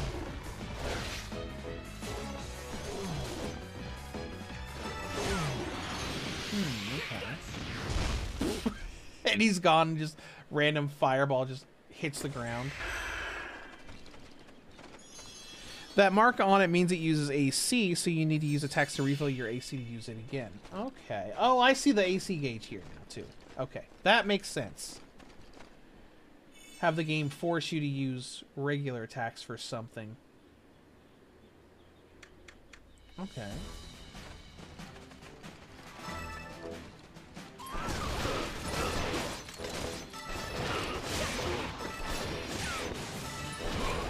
So fill up a lot of stuff for AC.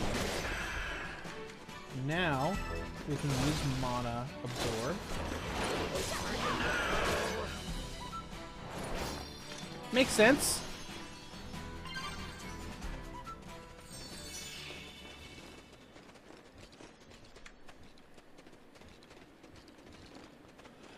I do like that they gave us an MP regenerating ability right away, so you could just go ham on spells. And when you run out, you can just attack an enemy and refill it.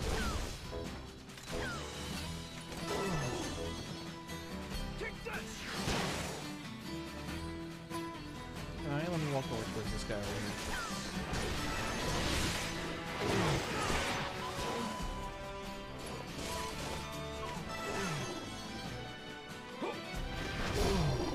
Got him! Alright, what's this up here? Just part of the environment, I guess? Yeah. Alright, looks like we're done this way, so now we gotta find rooms. Oh, hey, look, a treasure chest. Cool.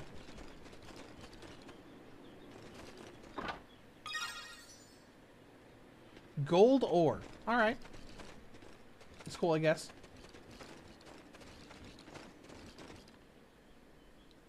Now we can go south from here.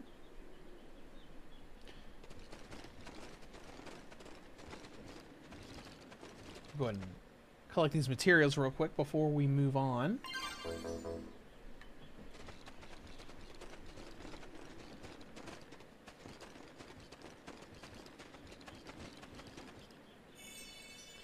And we should probably start taking Maria with us on mission since she's level 8.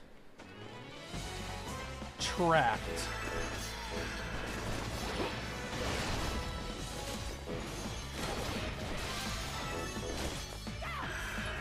Level up again. Good.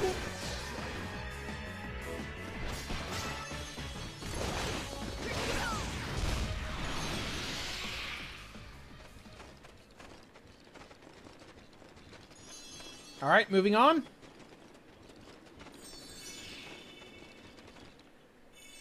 This seems like an interesting little, like a dungeon crawler.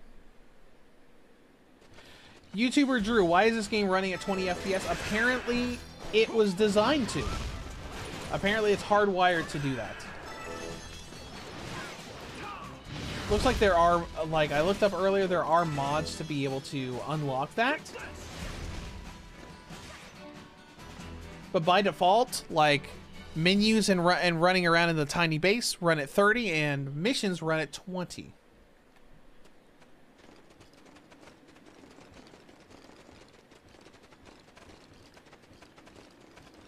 I mean, it seems fine, and I'm pretty used to it at this point.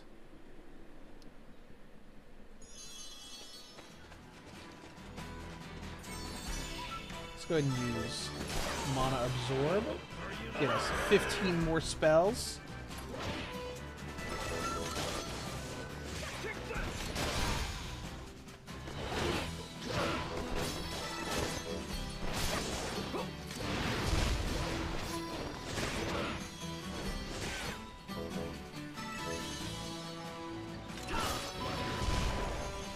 There we go.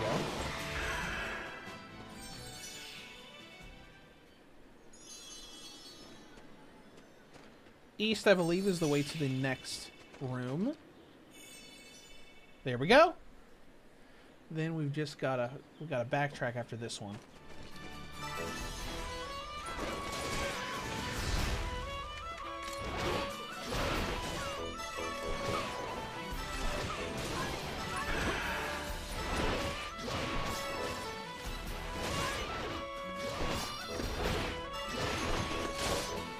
Alright, now our AP is filled back up.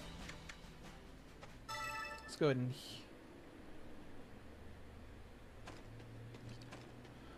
Oh, okay, there we go. It will let us do the group heal outside of battle. Cool.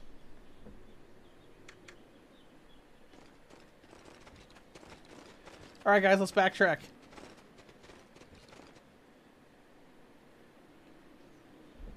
Backtrack 2 more times. Looks like we only have 1 room left to find and explore.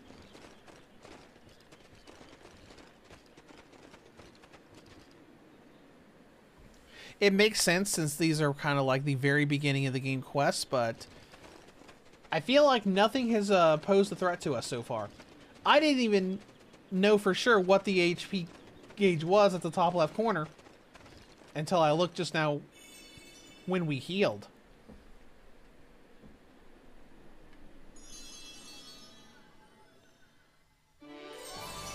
Oh, and we're done. There wasn't even a fight in here. Okay, cool.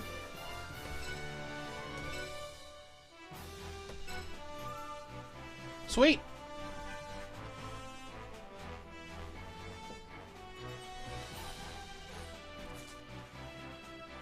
You sure you know you look ridiculous in that armor. Sorry, Roland. But we're already full up on people.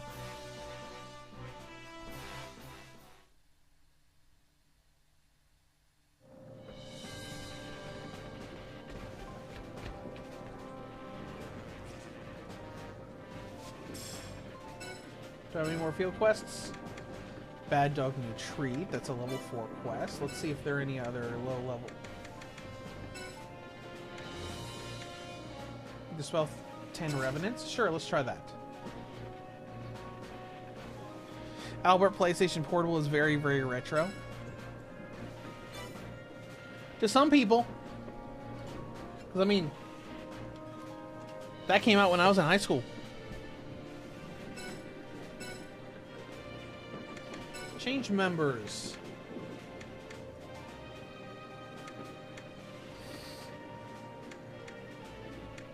Oh, Maria's already with us. Cool.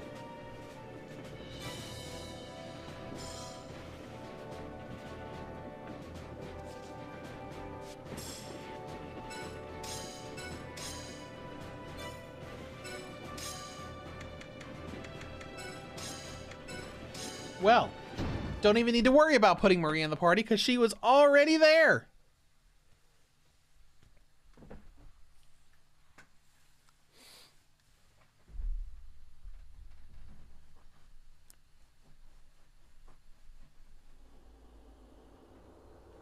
I can see this is an interesting game to play on the PSP.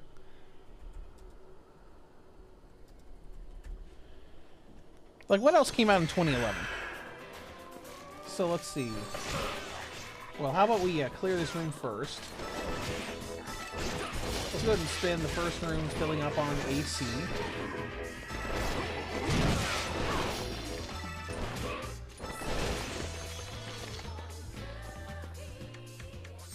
All right. So what else released in 2011? So what did this game come out with? Let's see. It came out the same year as Final Fantasy IV: The After Years, Patapon 3, Dissidia 12, Corpse Party Book of Shadows, Lego Harry Potter Years 5 through 7, one of the Project Diva games, Final Fantasy Type 0, Lord of Apocalypse, Earth Defense Force 2017 Portable, or EDF2 Portable, Dungeon Travelers 2, Valkyria Chronicles 3.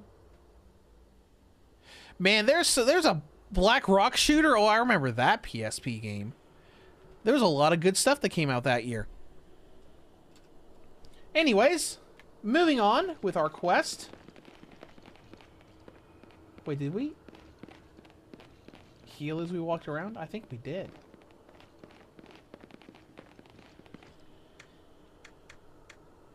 Alright, let's go ahead and heal. just so we can get everybody back up to full. Not that we need to, but we're going to do it anyways. Surf Demon said that came out a few days before I started in college. Don't know if you feel by calling it retro. Yeah, because like retro for me would like I view retro as something like that was coming out when you were a kid. So like retro for me would be like NES, Super NES, that sort of thing. Get away from me, bear. I'll firebolt you. Okay, these guys are seem a little tankier than what we've been fighting so far. Okay, now go ahead and heal people up because Birth lost some HP there. Never. Okay. Okay. Maybe it's a proximity thing.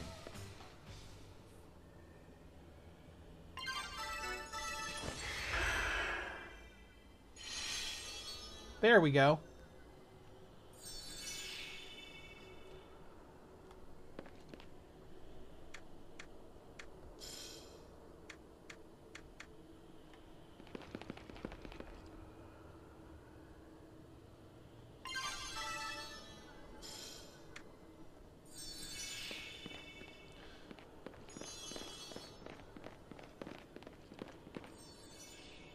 Alright, let's start this room with monoparasites so we can get some MP back.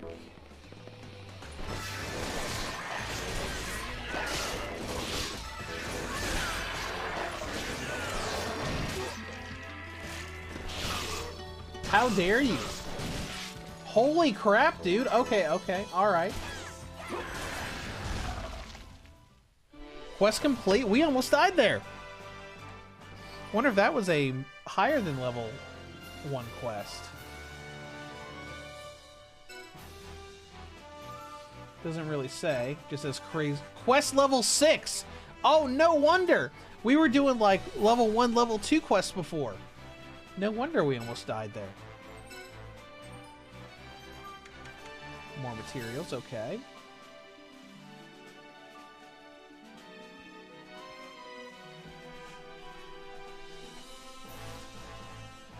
You look very similar to Maria. You're level 5. There's someone under level 5 that we can get rid of.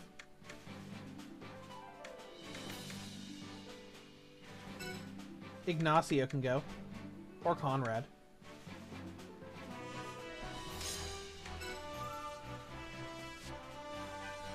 Alright, there we go.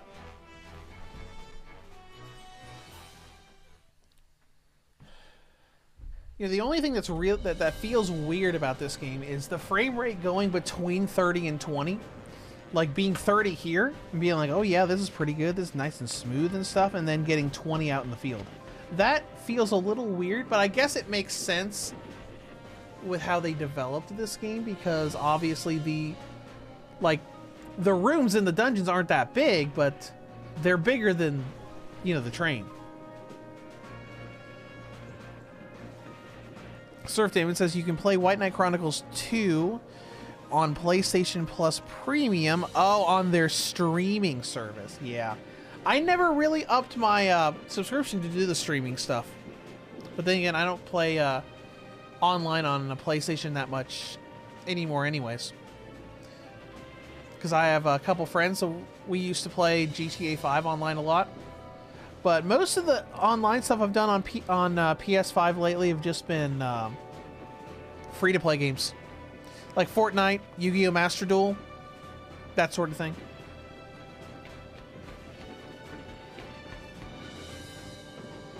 Might as well check out the other cars.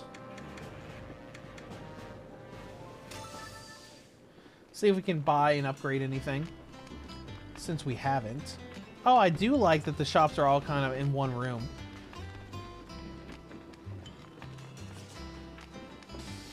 I can use my hammer to enhance weapons and armor.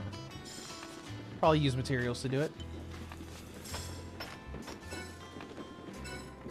Alright, what we got here?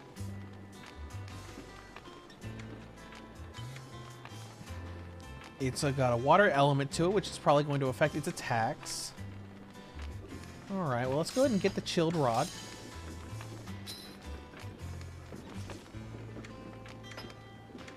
What about...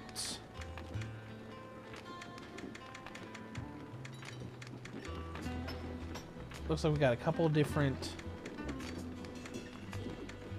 Got robes that don't really affect defense at all. Jacket does. Ooh, I like this. Neophyte robe, plus 7 defense, plus 3. Okay, let's go ahead and grab that.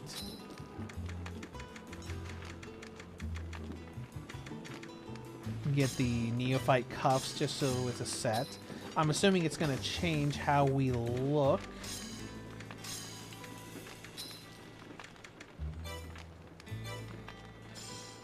Before we go and enhance, let's go ahead and equip this stuff.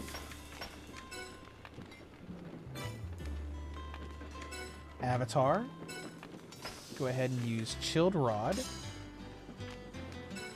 Oh, I'm not high. I haven't leveled enough to use this equipment. Okay, alright. It's been a while since I've played a game that had level requirements for equipment. Well, never mind. Let's go find another low-level mission, get us to level 6, and then we'll equip all this stuff.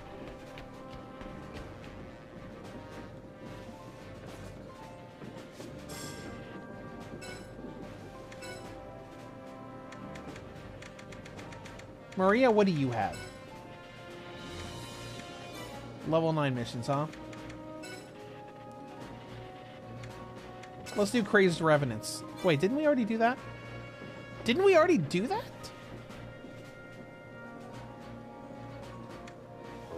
Yeah, because we have a C on there. What Arietta? Arietta doesn't have any quests.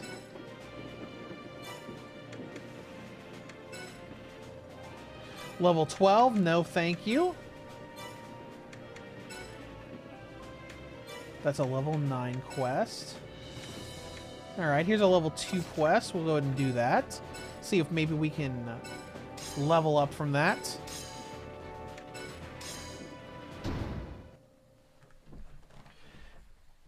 And if we do, then we will check out that equipment.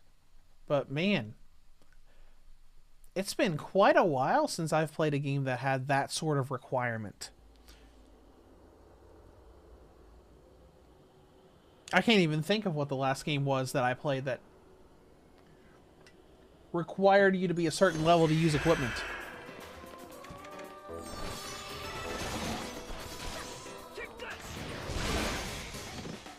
Okay, there we go. I do believe that was our level up. Alright, let's go ahead and fill up our AC.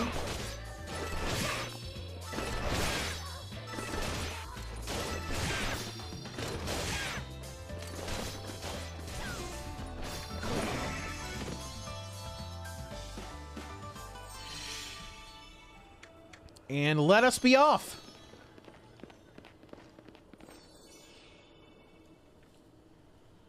All right, we need to acquire 3 gold coins, which will probably be from the little harvest points.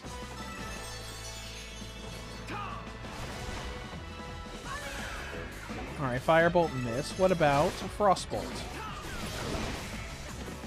Okay, Frostbolt seems to be pretty good.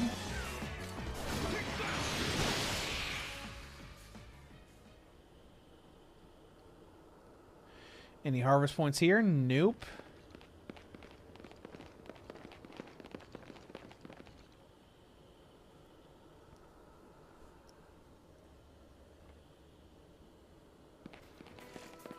Ah, there are harvest points here, though.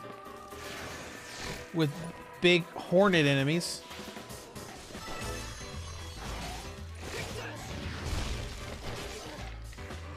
Oh, well, at least we went down fast. You avoided the seal. Okay.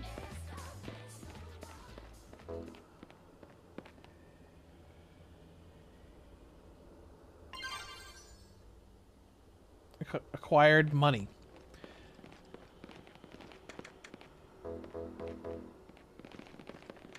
Can't do anything with that. Okay.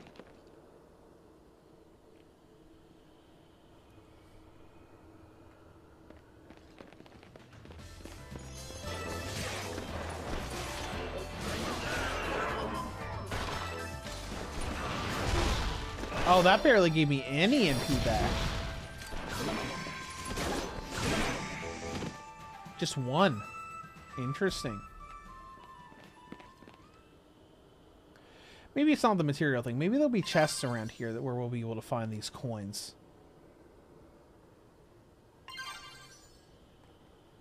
Blood bottle.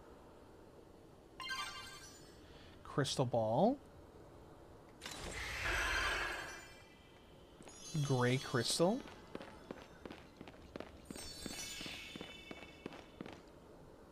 Maybe it's the enemy type that we fought.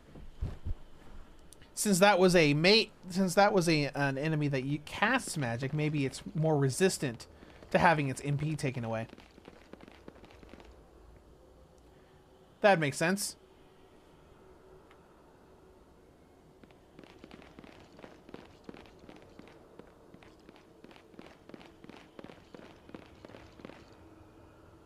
And next room.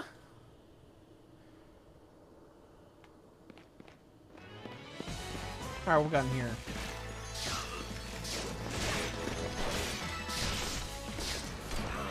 Oh yeah, there we go. Got 15 from you.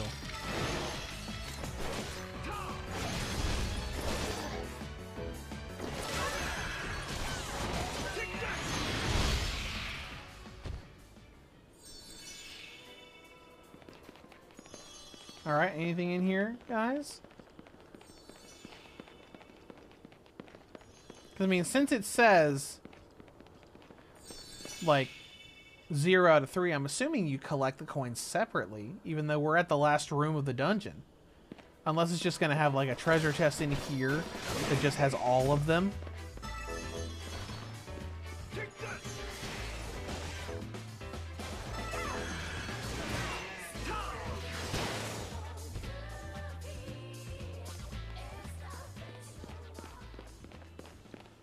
Apparently not. Spirit flower. 1,000. More materials. Alright, let's look around this room for a minute. Aha! There's a chest back here.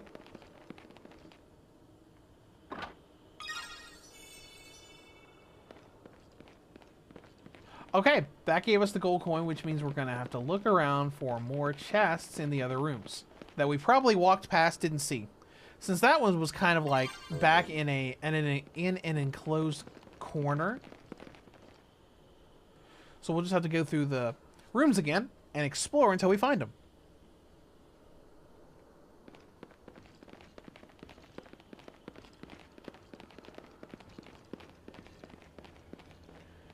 Okay, don't see any chests in here.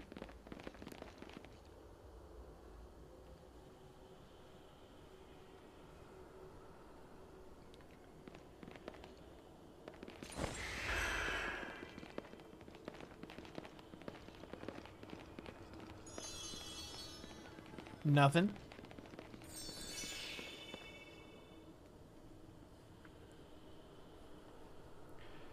They've got to be in some of these rooms.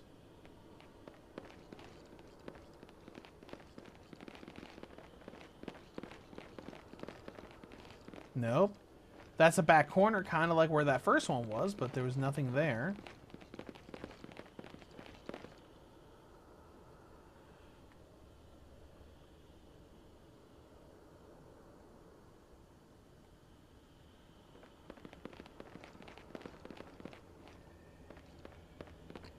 Just spinning the camera around and checking before we move on.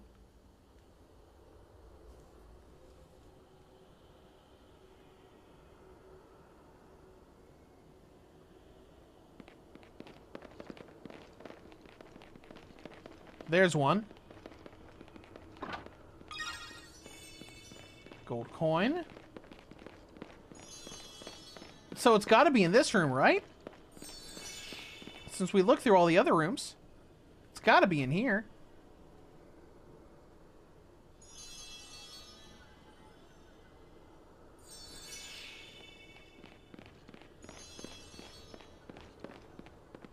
Yep, there it is. Cool.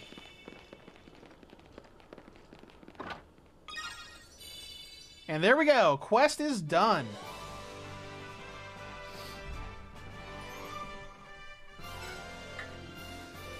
Rank S.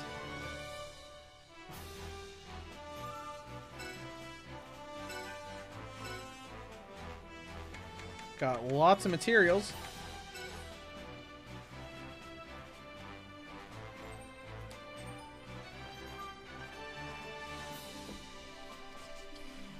Look at this. What is with this pink armor?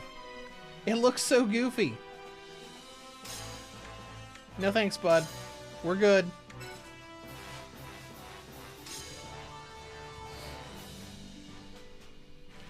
I would recruit you, but I don't have room.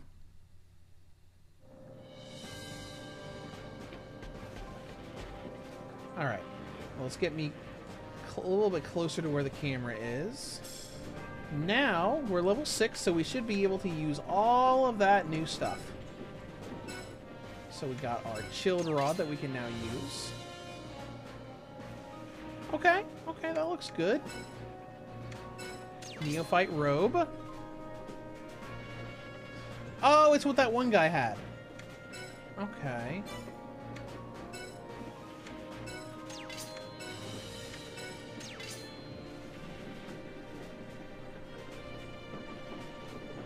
It's alright. Not a huge fan of it. I don't like where it's cut off, like, back by the shoulders. Not a terribly... I don't love it, but, you know, it's fine. It looks fine.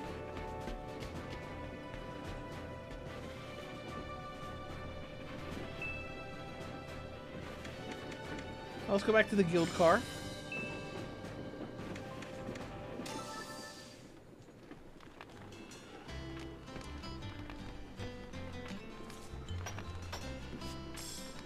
Need anything sharp and pointy.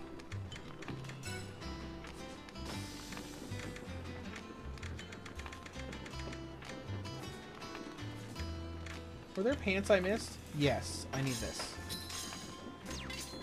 to go with the rest of the set.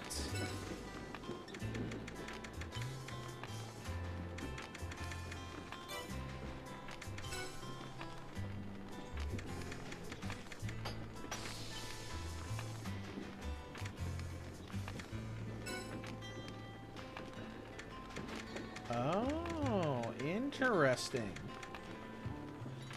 So, looks like the materials you put into it affect how much you get out of it.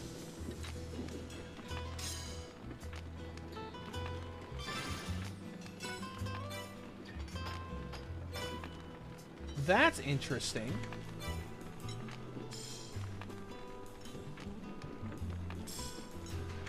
Now, can we affect anybody else's equipment outside of our own?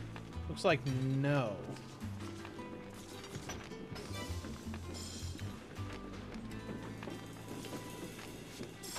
What else you got?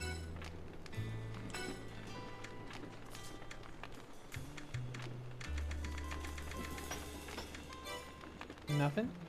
I was wondering if there were any, like, headpieces you could buy. Like to put on a hat or helmet or something.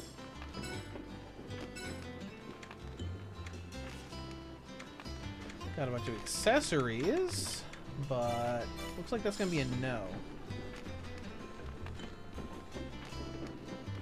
What do you have to say? It's nice to have met you. Okay.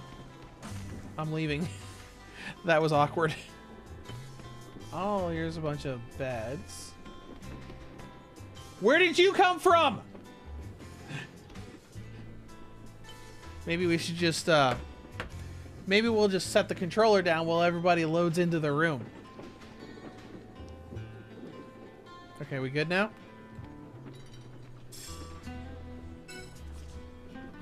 I never forget my friends. Here, let me teach you one of my favorite skills. Oh, wait, you already know it. Take this instead, okay?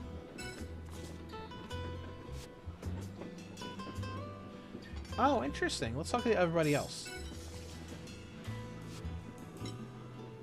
Nothing. Flora, I know we just met you, but let's talk anyways.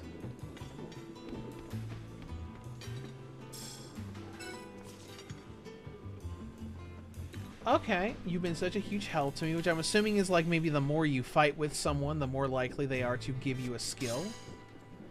Guard stance, that's cool. What about you? Birth, will you give me anything? Water shield. Okay. Let's see what that does.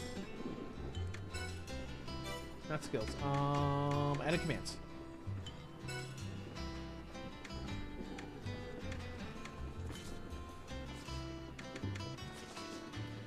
Well, it apparently is not a an elemental skill.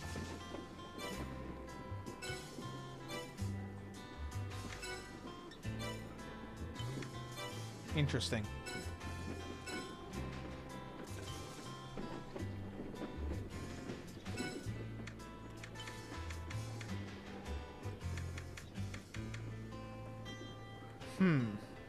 Okay. Trying to think of how I want to set this up. So we got 3 slots.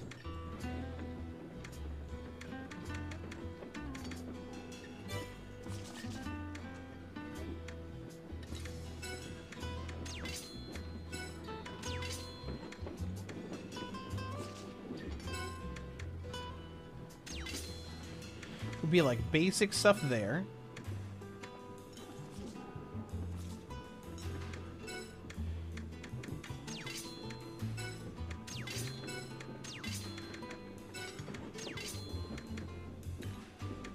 Got our elemental stuff there.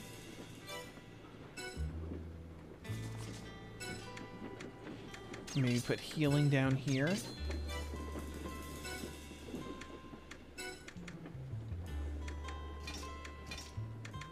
Just so it's like organized. That seems interesting.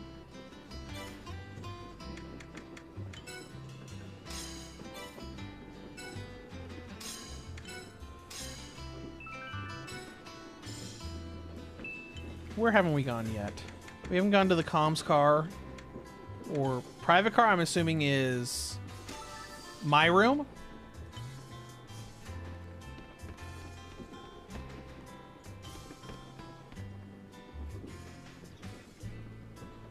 Yep. Doesn't appear to be anything we can do in here though. So let's go back to the control car. Let's go to comms car since we haven't been there yet. It's for the network stuff.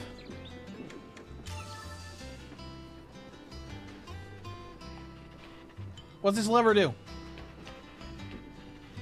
Oh, here's the person that was apparently interested in us, Shamori.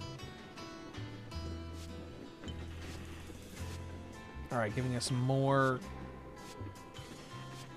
Oh, okay. So Shamori can change our chroma. Oh, hold on.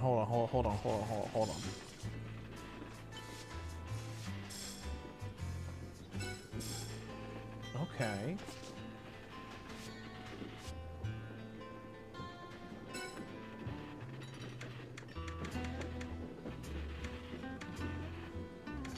Right now we have a pink chroma, right?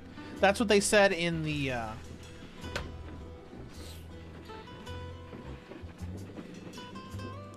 little story beats we got with Arietta.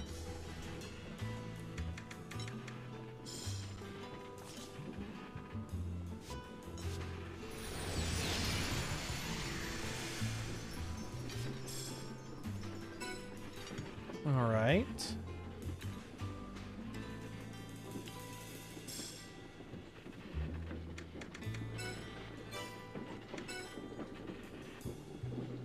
You can see it on the status screen. Okay.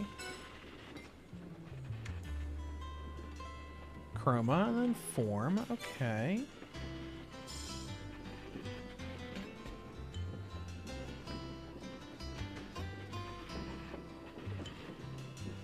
Able. Helping me manage the codex. Sure. I'll help you with whatever that is. The codex allows you to view items you've acquired. Okay.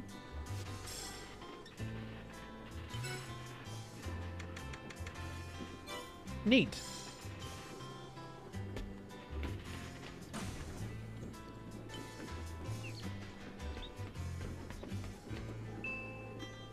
Alright, I think that's everything. Or, well, all the different places that we could look at in the hub.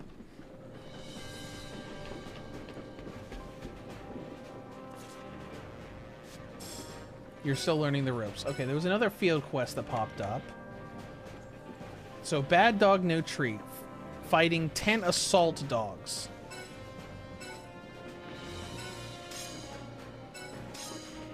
Alright, let's go fight some dogs.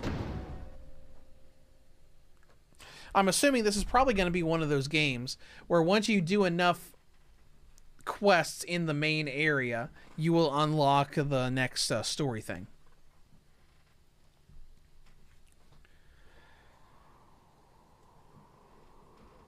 Alright, let's go get rid of these dogs that are attacking people.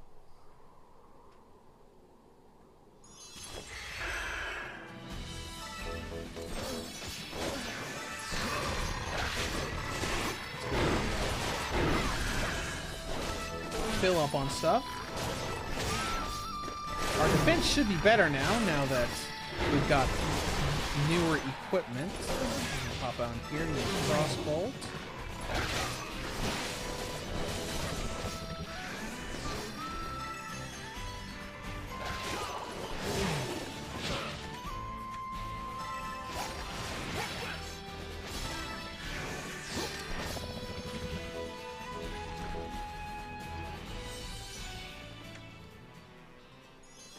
All right. You know, we haven't even used the transform feature at all since it was introduced to us, since we haven't really needed to.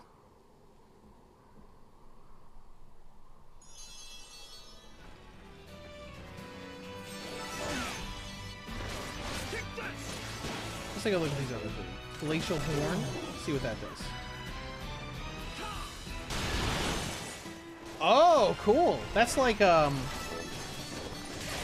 looks like the Blizzaga animation from many Final Fantasy games where, like, it comes up from below them in the big crystals.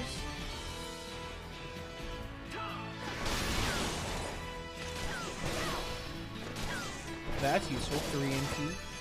Airbolt. Okay. Yep, literally just like the other bolt, except it's green. Still find someone?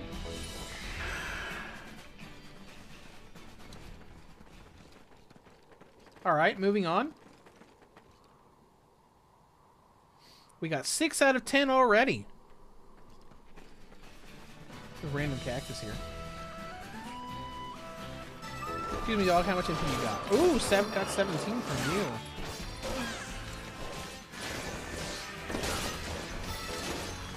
Excuse me. Dang! Okay, this works.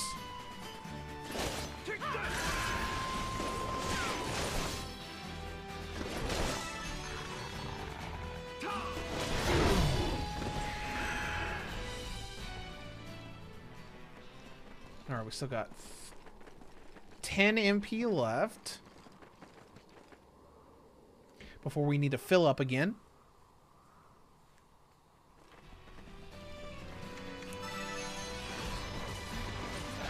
It'd be real cool if Glacial Horn was like also AoE.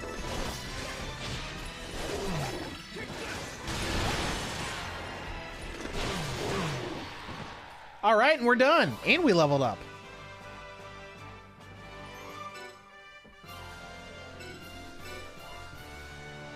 More materials. Okay. You know, we're like 2 hours into it now. This isn't bad at all. Are you that desperate for me to join you? No. You know, with that attitude, you're not coming with us. What? I mean, good! I didn't want to join your group anyways! That's cute. That's great. She comes up, like, oh, are you that desperate for me to join you? No, we're leaving. We don't want you. Let's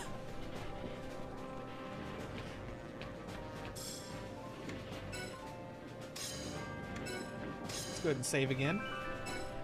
All right, let's see what else we got. Okay, so select quest, field quests. We have Buzzkill, which is a level 7 quest. Okay, this should be a little. Okay, this one should be a little more difficult. So let's go into this. Actually, no. Hold on. Let's make sure we can't unlock any more skills. Because we got 13 SP.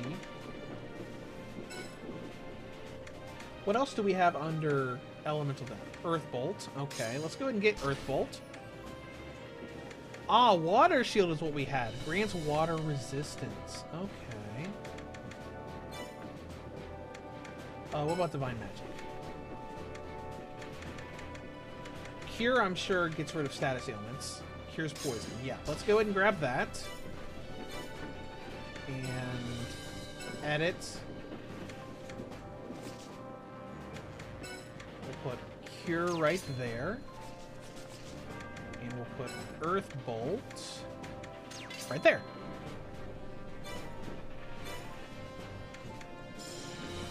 Now, let's depart. Since this is a level 7 mission, it's going to be more difficult. Giant Vespids have appeared in the plains, and they're multiplying. Swat some bugs. Okay, since they're bugs, maybe they can initiate poison. So maybe we'll need to have that cure ability.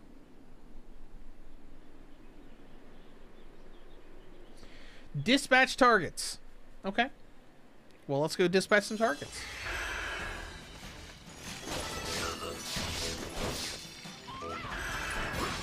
After we fill up. Oh, look at how much faster our HP is dropping. Well, we're almost done filling up our AC, so I think that's fine.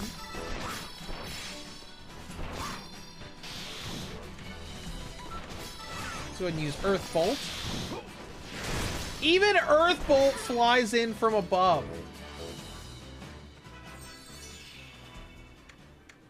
Alright, let's go ahead and... Hold on, let's see what they're doing. Okay. Let's go ahead and do our group heal. That way we're all set and ready to go. Yum Yum Game says hello. Welcome to the stream.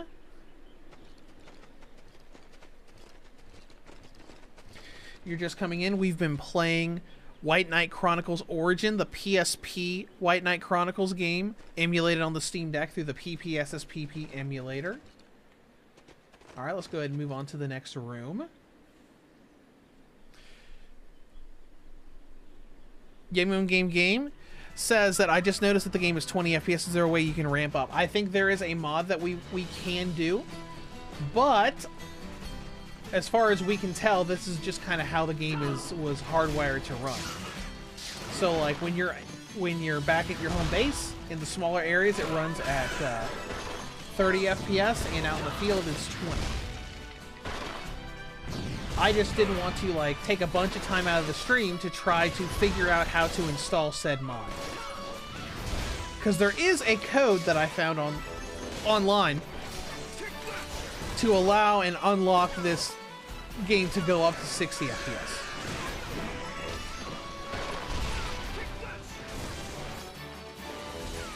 But you know, I didn't want to, you know, spend like 30-60 minutes trying to mess around and get the mod to work and figure out how the mod works and all that.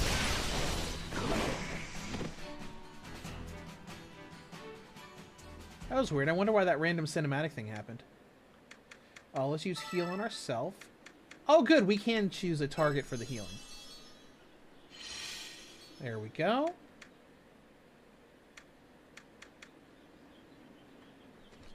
And onward we go.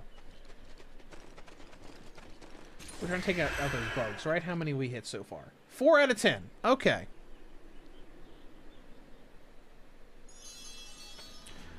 Yum Yum Game, so this game is basically a 20 FPS if played on the original PSP. That's what it seems like, yes.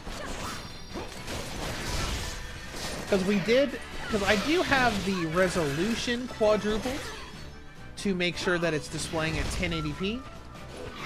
But from what I've seen online and from what we've seen so far, it was a 20 FPS game on the PSP.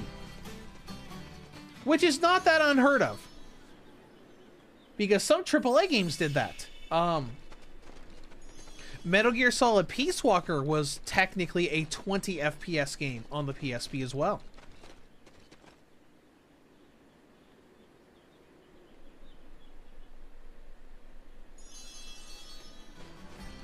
And you know, when it came out, everybody thought it was fantastic. Kind of goes to show like just how much things have changed for the perspective of handheld gaming nowadays. Because, you know, I just had someone not that long ago, what was it? I think it was on the Atomic's Heart Steam Deck video I did about saying how ridiculous and unplayable that game would be played at 30 FPS. And, you know, 12 years ago, Metal Gear Solid Peace Walker comes out 20 FPS on PSP, and people love it. A lot of people have changed nowadays. I mean, I feel like most people think that 30 FPS is just perfectly acceptable on the Steam Deck. Just a few people coming in here and there that think it's unplayable. Just like people that came into the Switch, because there's tons of people that got a Switch because it got popular. Oh, we're out of MP. My bad. Let me go and use Monoparasite to get that back. There we go. Now we'll continue. Birth is incapacitated. Well, don't worry, Birth. We're going to take you back to base because the quest is done. I remember early in the Switch's lifestyle, a bunch of people would come in and play the Switch just because of how popular it was. And, you know, they would come from PC gaming, you know, 60 FPS, PS4, Xbox One games, PS5, Xbox Series games. They would say, this is horrible. This is unplayable. Just, you know, not understanding the handheld mindset. Because you have people like that are like, this game is 30 FPS, this is unplayable. And then other people are like, look at how little his head is! Why is his head that size? Well, we have to recruit him. Because he looks so ridiculous! We'll get rid of Flora. That is... He's got such a tiny head that looks so absurd.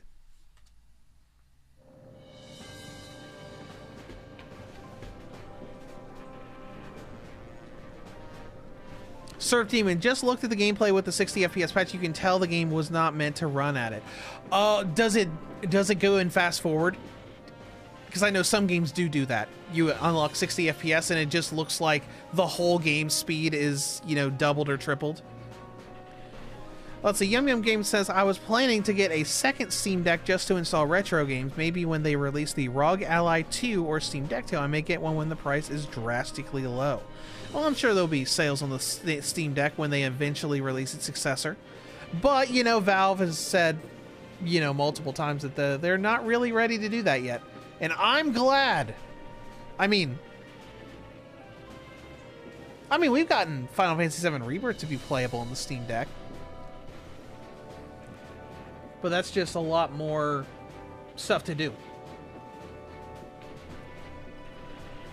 Valve might be waiting to see what happens when the Nintendo Switch 2 comes out, because none of these handheld PC people have really solved the big problem with battery life on the more expensive units. Because like Steam Deck does pretty well. The Steam Deck OLED has pretty decent battery life.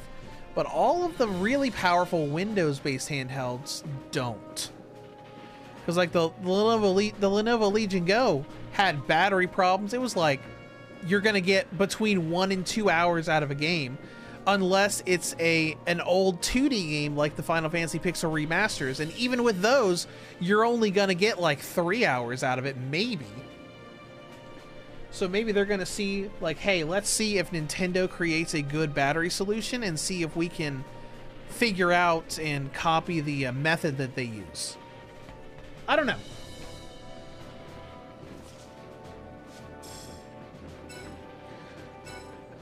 What do we got here? This is another level 7, so we should be fine for this quest.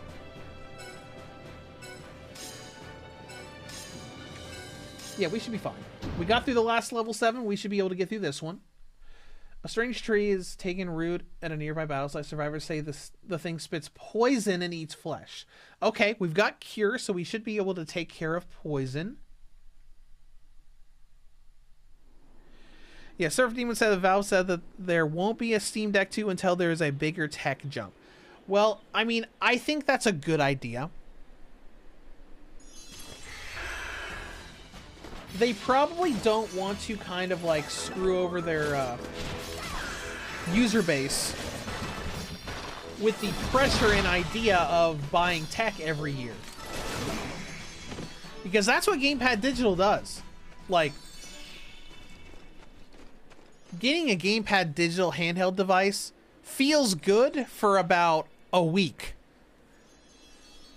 Because Gamepad Digital has gone a bit too far into what they do. Because like every single time when they release a handheld, they announce the next one almost immediately. Where it's be like, oh hey, you have the new GPD Win Max, that's great. By the way, the GPD Pocket 3 or GPD Win 4 just got announced and is going to release in like 3 months. So like, if Valve did that, a lot of people would constantly be in the whole, well, I'm just going to wait for the next one mindset. Surf Demon says same as Aya Neo. Yeah.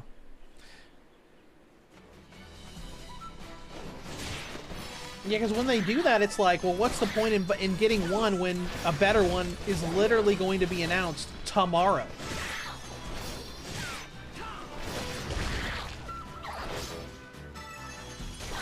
I'm assuming these are the poison-spitting things. But that's the problem with tech, because like a lot of people complain about, you know, smartphones, because it's like, oh yeah, hey, I just got the iPhone 16 Pro. And other people are going to be like, well, I'm just going to wait 6 months until the iPhone 17 Pro gets announced. But Gamepad Digital just goes too crazy on it. Because I get that they're making a lot of money with it, with their Indiegogo campaigns and people buying their stuff, but there should be a waiting period where it's not like, hey, by the way, you haven't gotten your pre-order of our new handheld yet, but guess what? The next one's right here.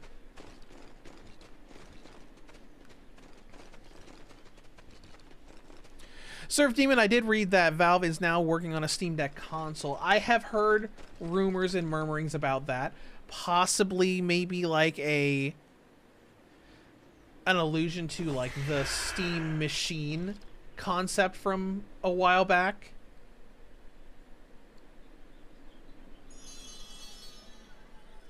So Yum Yum says, imagine a vertical Steam Deck with the same screen size. It looks like a square handheld. That would be interesting.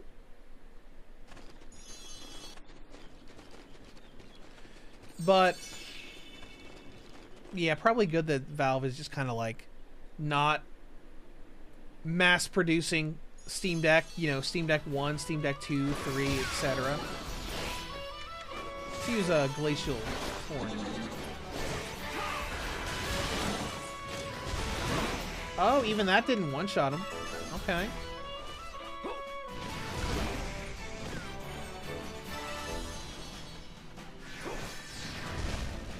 Because that's just a... I don't know. I mean, if I were Valve, I'd say, let's not screw our customers over like that. since so many people had to wait so long to get a Steam Deck, you had to pre-order at a certain point early on to get it in the first few months. And people probably are not wanting to do that again.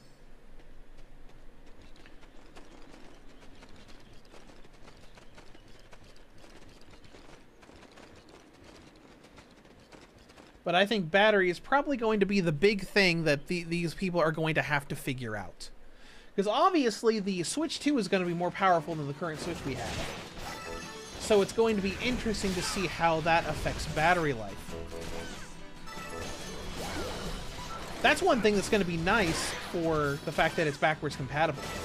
So it'd be like, okay, let's go into these games that use up a ton of battery life on the Switch 1 and see how that goes on the Switch 2. See how much the battery level increases. Because like with some technology, you can create something about the same size and vastly improve the battery life. Because like iPhone, for example, I recently upgraded from an iPhone 12 to an iPhone 16 Pro, which is roughly the same size. It's just slightly larger than the iPhone 12. And it lasts all day, even while doing stuff. Because I have had my phone on. My screen was on about an hour and a half before the stream started today. Running a video on YouTube. And I've been running this stream on basically max brightness the entire time we've been streaming to watch the chat. And I have lost 20% of my battery total. If I did the same thing on my iPhone 12, it would probably, instead of being at 80% battery now, it would probably be at like 40 or 30. So like some people are capable of making batteries roughly the same size that have much better performance. So it's possible to do it. We just have to see what these people do and who figures it out.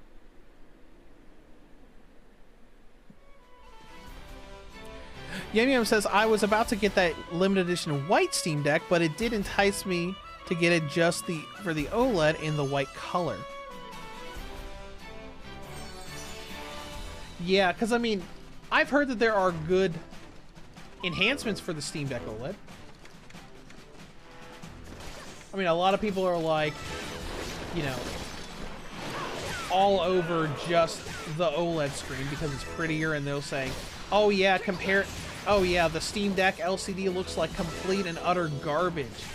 But, you know, I feel like a bunch of those people are like, you're probably only saying that because we have an OLED now. Because even with my OLED Switch, as pretty as it is, when I go back and test battery on, you know, my older models, I'm just saying like, you know what, the Steam OLED may look a little prettier, but this still looks good.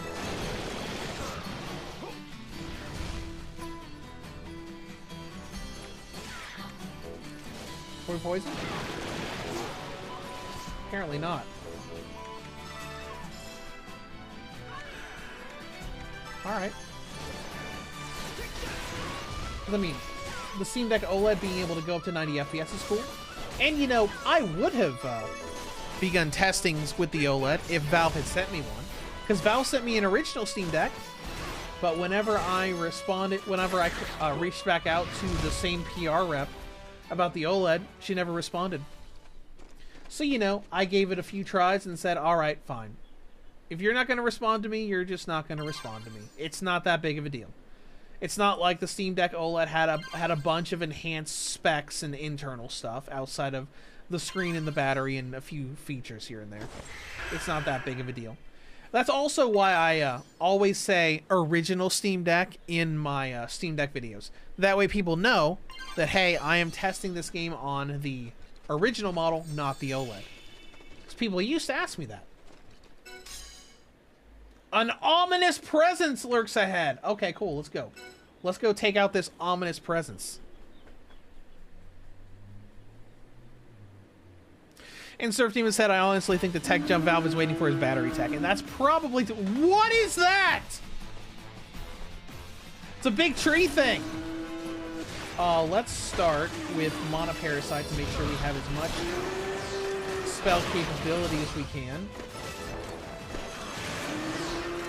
It's not letting me take anything. Interesting. Can we take mana from this thing? Yes. Slowly but surely.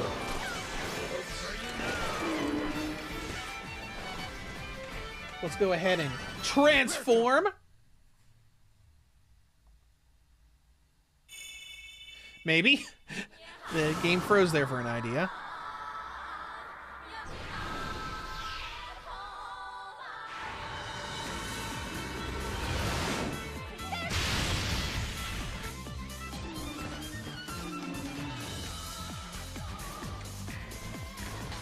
Can we use it?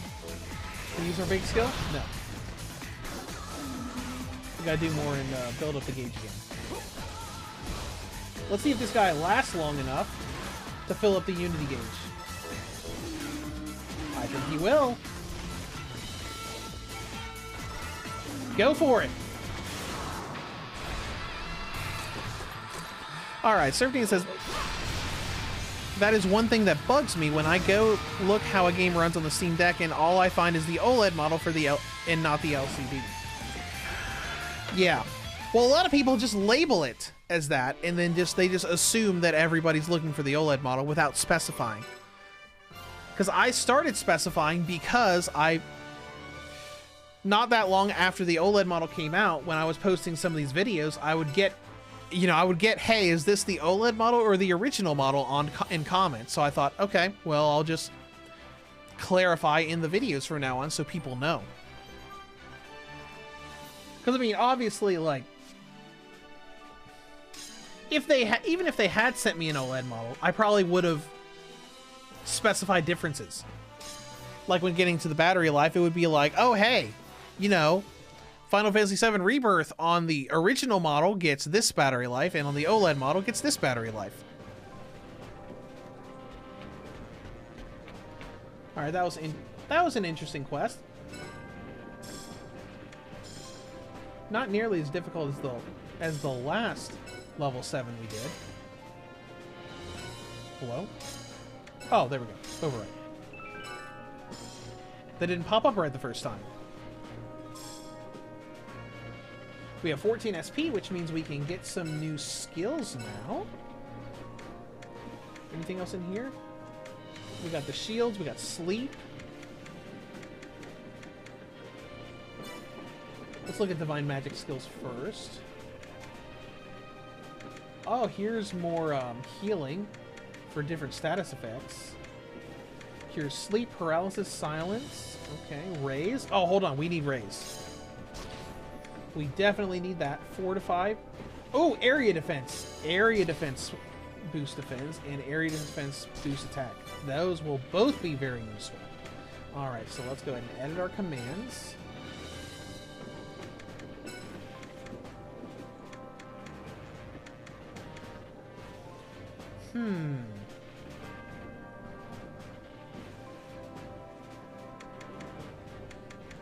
Definitely want to put raise there. Fortify, but I also want strengthen. Or I also want fortify, so...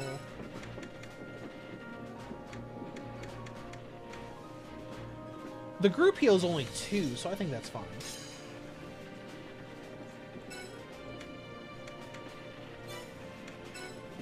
We'll put heal 2 there, cure there, raise there, strengthen there, fortify there.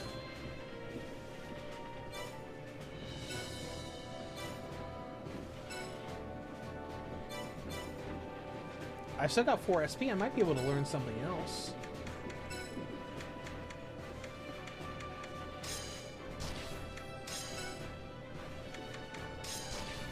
There we go.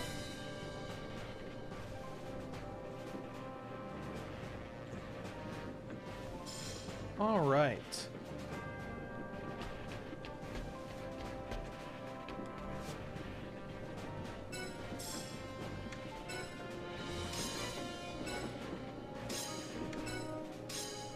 Alright, saving. Save complete.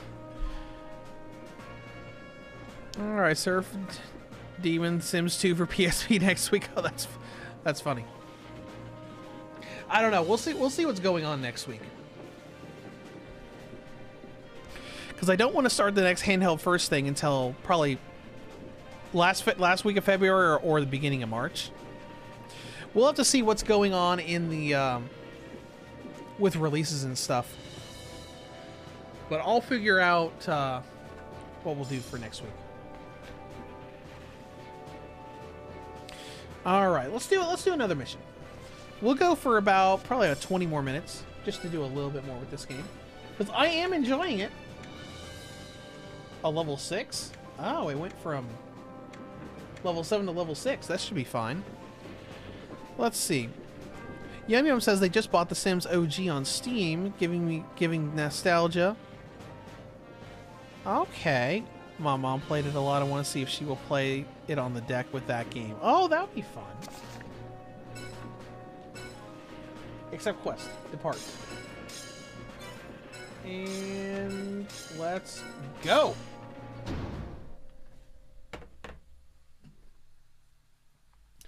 The infamously useless Bandit Control Bureau wants us to deal with some bandit thugs near the border wastes. Okay. Sure, why not?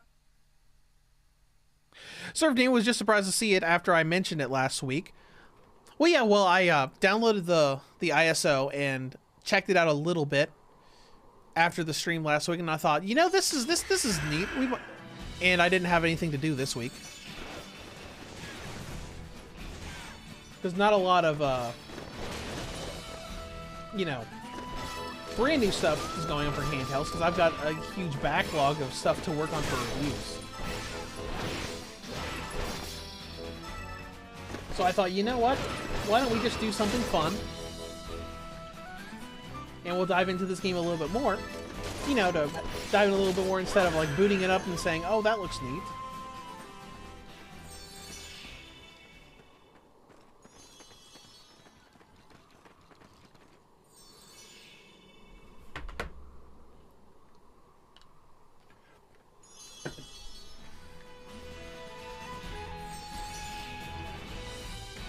I did have a wacky idea, but it would require probably more audience than we have on our streams here. Because when I first started testing AITU on the Steam Deck, I'm like, you know what, this would be a fun stream game of like having like comments and stuff telling a streamer what to say to the AI to see how the response was, to see if they could get them to escape. But I thought, you know what? No, let's just do a video. Let's just do a video, and we'll leave it at that.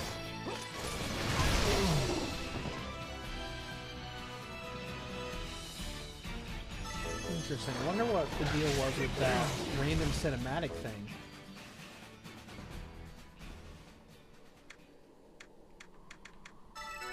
Go ahead and get everybody back to full health.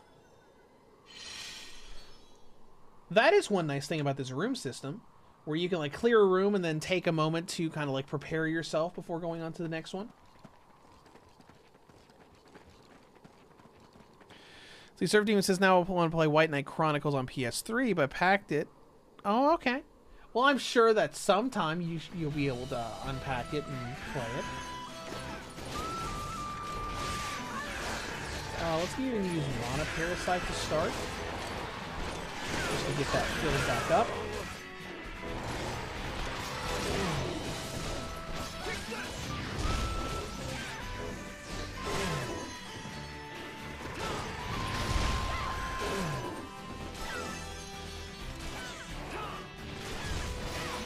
I wonder if there will be a boss in this bandit thing. Oh, I wonder if we'll fight the same guy again. Like maybe he's like in charge of all these bandits too, the mage guy from the first mission. Maybe. Is there anything we can pick up here? No chest or anything? Nope.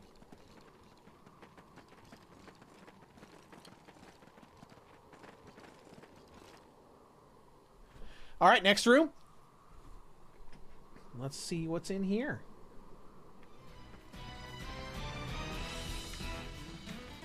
We can use Mana Parasite to refill MP and then move on.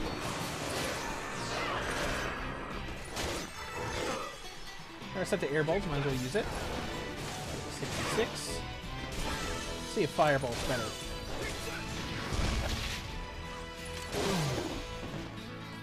Or he's dead. Firebolt is much better. So it's probably Wind Element. That's probably why he resisted that. Everybody leveled up again. Yeah, I know we haven't unlocked any more story missions, but it seems like progression, especially like with levels, is going pretty quick.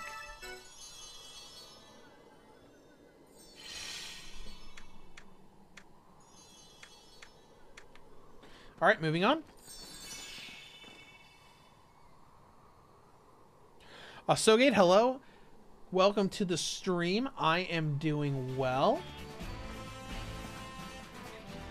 Alright, let's get up to 1 to use to get some MP back, and then we'll start on our little spell barrage. I want to stick with Firebolt for these guys since it does more damage.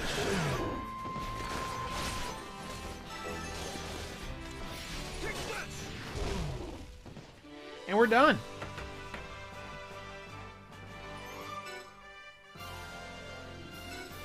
You know, the only thing that I wish this game had was a proper dodge mechanic.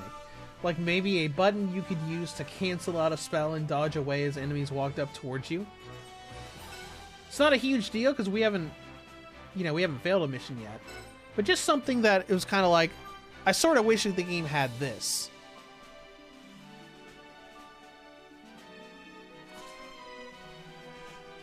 You sure you know way about? No, Marzo, we do not need you. So we'll just go back and move on.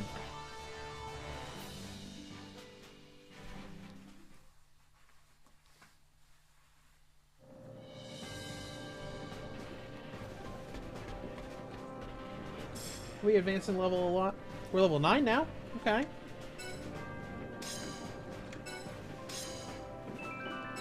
I know we're probably still technically in Chapter 1, but we can go and look to see if they've gotten anything new in the guild car. Got anything new for me? No, we can always just enhance. Since I got plenty of stuff now. Let's do the robe. I'd prefer to have something that only gives us improvements, but it looks like that's not going to happen.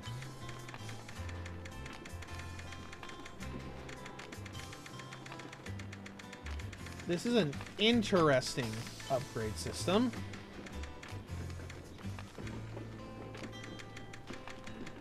Okay, we're going to want something that's going to increase defense, right?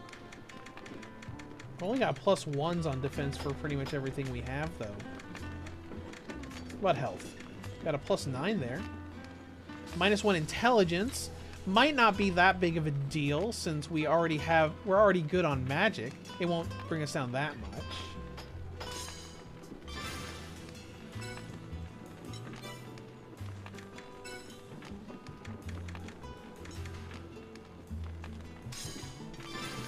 Okay, get us some more health with that.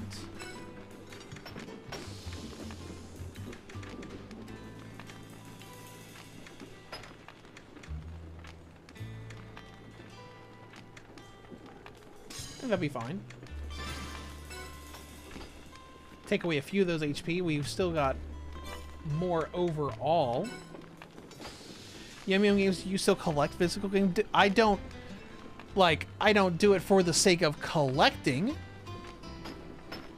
I have some physical games. I haven't bought a physical Switch game in quite a while, though. But I have a handful of, the limited run game systems. I have a friend who has gifted me a few of those for Christmas over the years. But, just, looking around, I have, looking off camera for a moment, I still have limited run game versions of Mega Dimension Neptunia V2, 2 copies of The House in Fata Morgana. I have the physical copy of Undertale, Alchemist Trip 1, Sonic Colors Ultimate I still have. the Doom Classic Collection, one of the Wonder Boy games.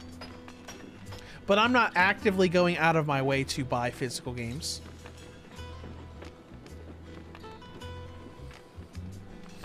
The last stuff I started collecting were the old Jurassic Park handheld games. Because, you know, I have a Jeep that's themed around Jurassic Park. So I started collecting stuff about it. Because, like, last Christmas, some friends gave me Jurassic Park for the Genesis and Jurassic Park Operation Genesis for PS2. And I have a handful of some of the other games.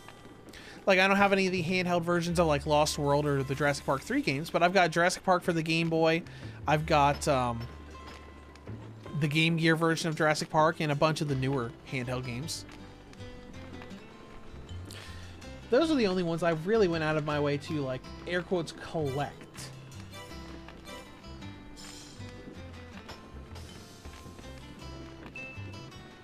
But when certain things come up in limited run games, I jump on it. Like, as soon as limited run announced the big special edition of the House and Fate of Morgana, I was like, I gotta get that, because I played that game and I love it. It's one of my favorite games. But nothing too recent.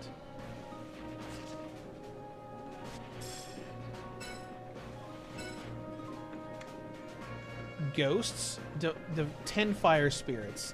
I'm assuming those are the big red things we were fighting at the beginning of the game, that the little floating red things that launch spells.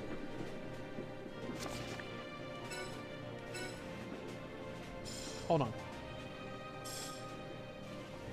Nah, we only have 4 SP, so might as well wait on that. Don't need to get more skills yet.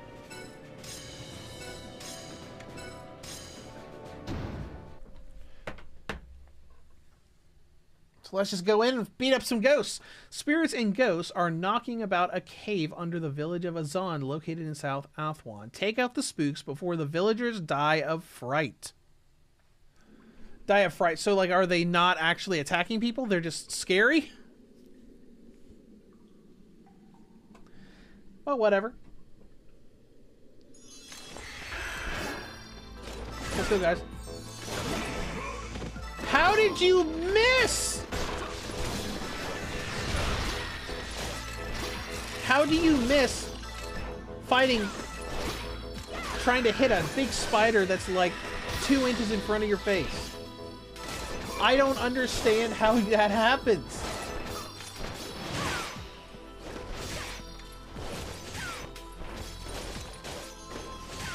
You guys got this. I'll wait. There we go. Let's do our group heal. Get everybody back up to full. And now we can move on.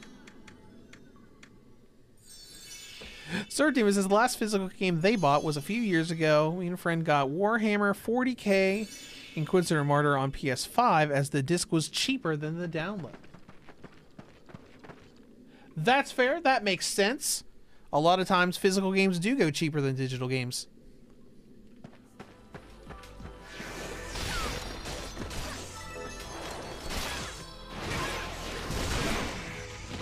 Look at that ugly spider.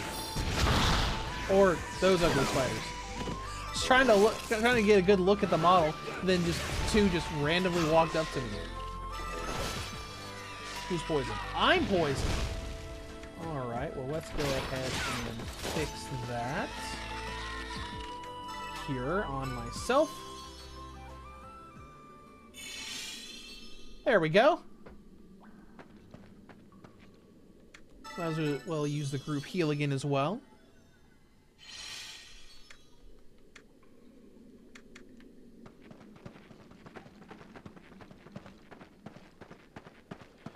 You know, I can definitely see why some people online that review this game say that it's actually pretty good. Because, like, if this is how the PS3 games played, cool. And, you know, once you start doing a few missions, the 20 FPS doesn't really bother me anymore. So I'm kind of having fun going through the missions and everything, so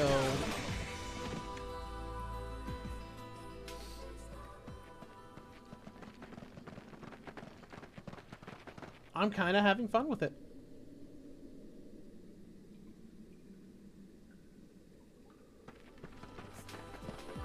How do I get from you? Spider, give me MP. Thank you, Spider. I appreciate it.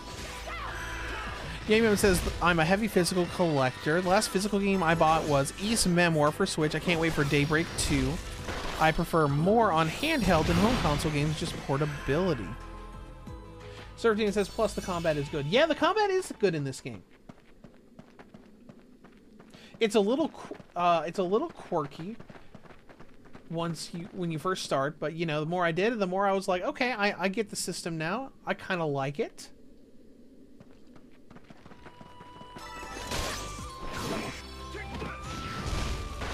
Yeah, that's true. Oh, the transformation gauge is up. Sure, why not? I wonder if transforming will take away the poison. Like if it'll heal you.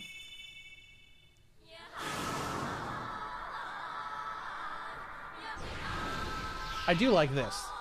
The style of the armor and everything, and just how everything goes when you transform. I kind of like it.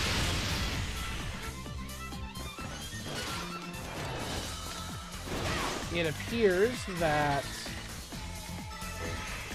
transforming did get rid of the poison.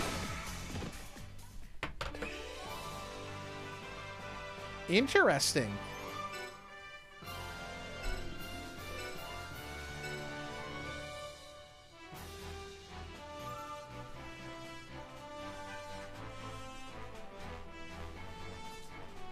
Hello, Eliana. No thanks, Eliana. We're good now. We are good on people. Blame it on Cassius for not letting me bring in more people. For not installing more beds in the train.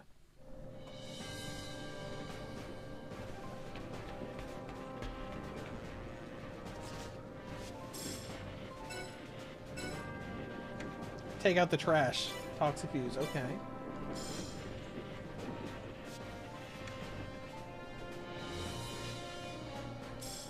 Let's go ahead and save. Surf Demon says, I mostly go digital as it's faster for me to download than wait on the post and delivery. That's true. It is more convenient that way. Well, you know, some people like collecting games.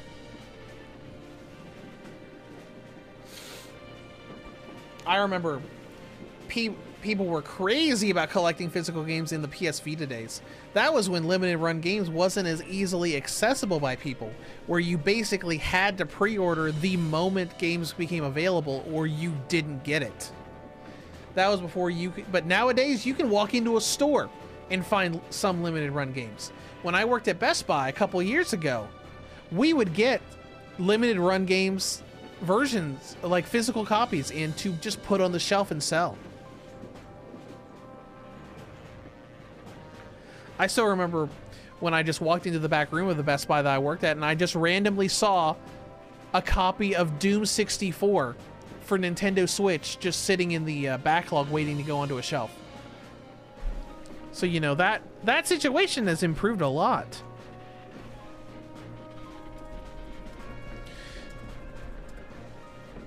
Wonder how close we even are to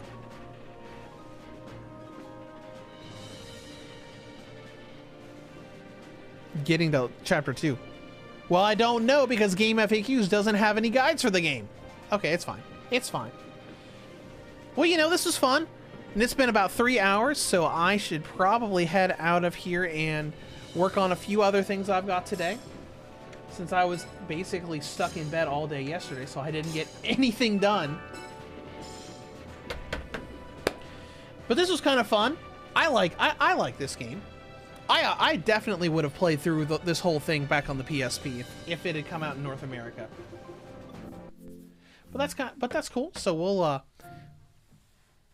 head out of here in just a moment. Yum Yum Games saying, "Oh, their internet sucks. That's why they don't do much digital." Okay, that makes sense. But like I said at the beginning of the stream, this week is probably going to be an Epic Mickey review on Friday. And I'm going to get started and work on the Stalker trilogy for Switch, and Tales of Grace's F remastered. And we'll go from there. What is today? Today is the 11th.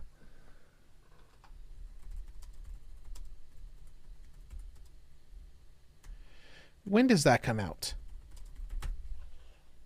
Oh man, I was gonna say maybe we could do Tomb Raider 4 through 6 next week, but it doesn't come out until Valentine's Day, so that doesn't come out until next Friday. So we'll see what we do next week. Maybe we'll play the Tomb Raider remasters 2 weeks from now on a stream, like we did with the first Tomb Raider remasters that came out. I haven't gotten a review code for it, unfortunately, but we'll see how that goes. But anyways, I will see you guys around. Surf Team said glad you enjoy it. I did enjoy it. I had fun with it. And we'll be back next week for whatever. I hope all of you guys enjoyed the stream, and I will see you next time.